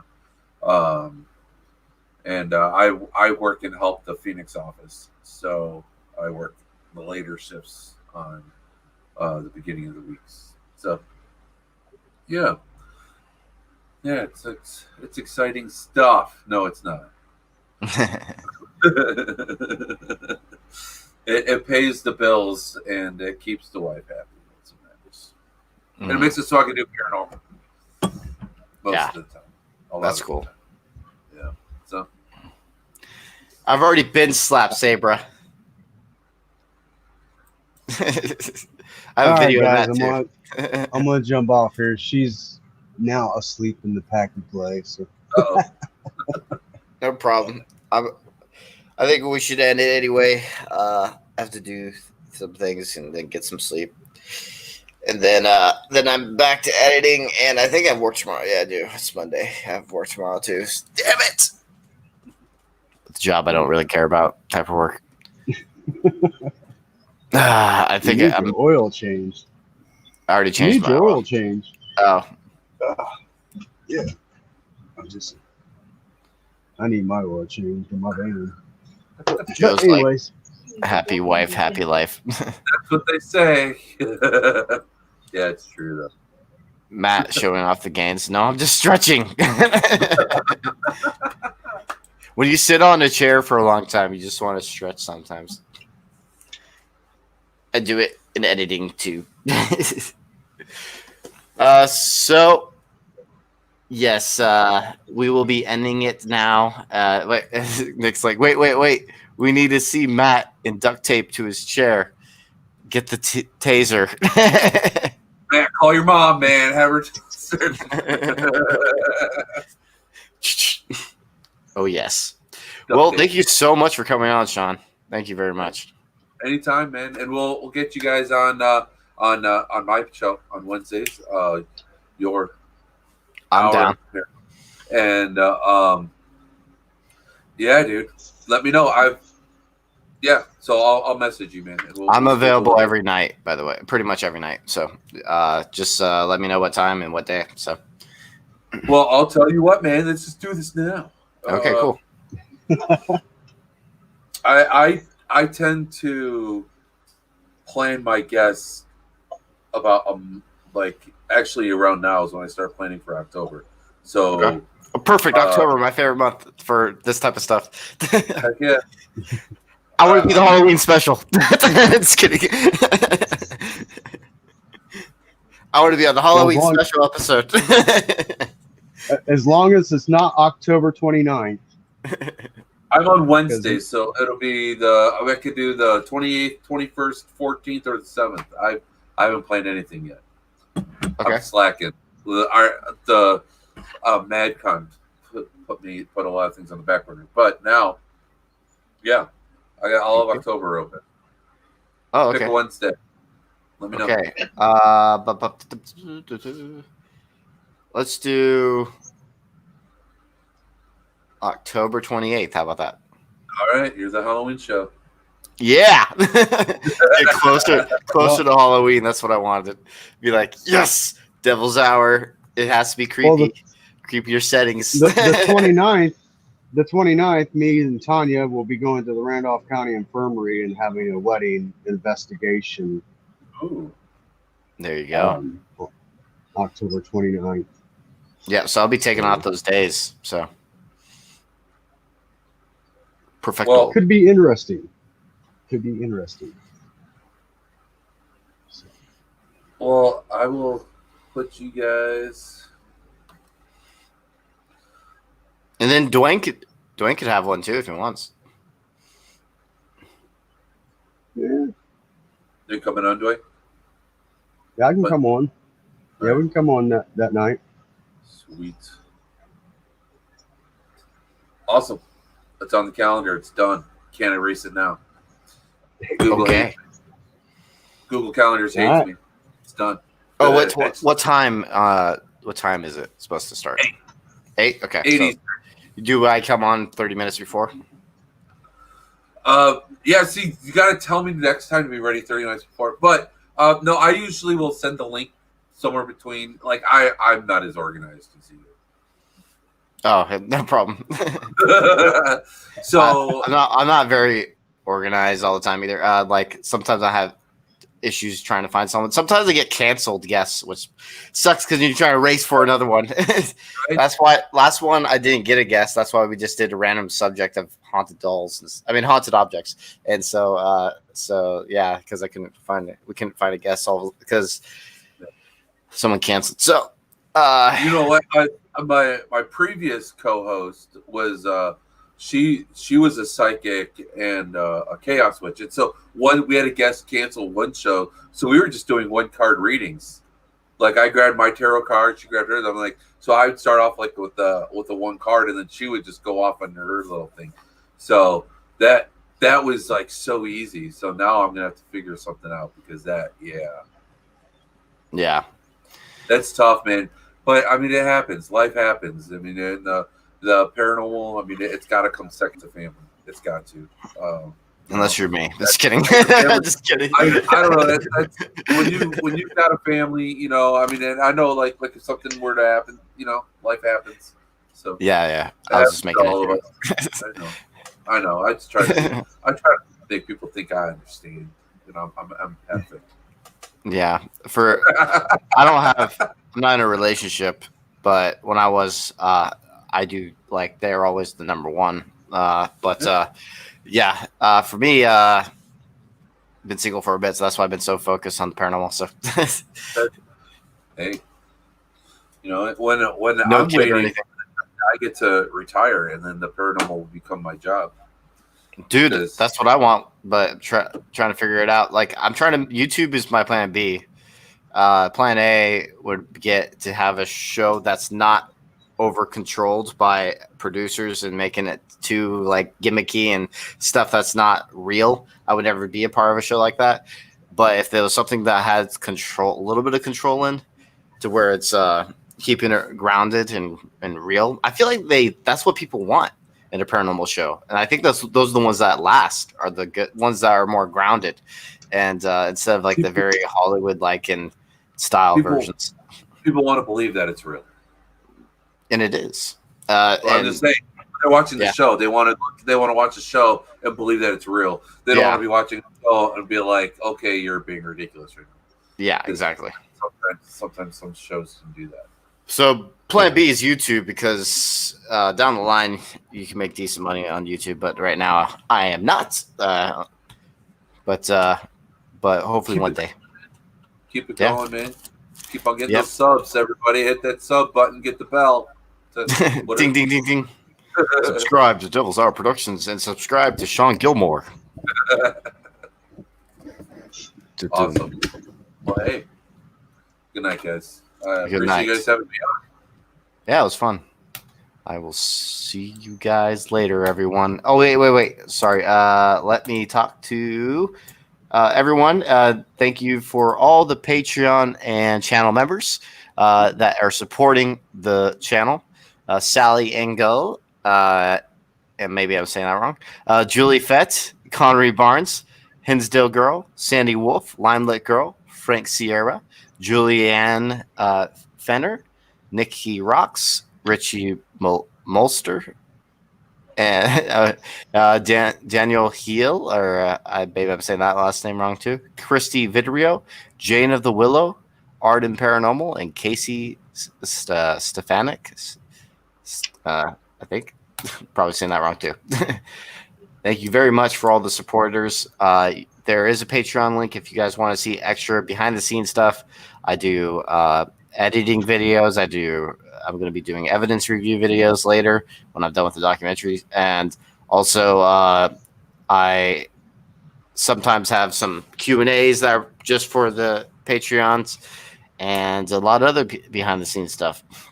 But lately I've just been doing a lot of editing. So that's the main thing that's been happening on the Patreon, just because I've been busy editing the documentary. So Yeah. Just letting you guys know. Okay. And stay tuned for this documentary. It's in the process. What do you think of that poster? I think that's badass. I want to watch it. Yeah, it took a while to edit that thing. Like, literally, I have like about 50 versions. I believe it, man. I use Photoshop for my show postings. I don't know if that's what you use for that, but it can take a while. Photoshop, again, layers. Yep, layers, lots of it. And also, if you want your merch, there's a funny one right here. The cartoon version of Matt Tactical. That's awesome. that's the newest one. There's a lot more on there though. Love the chat, guys. Okay, I will be talking to you guys later. Let's end it now.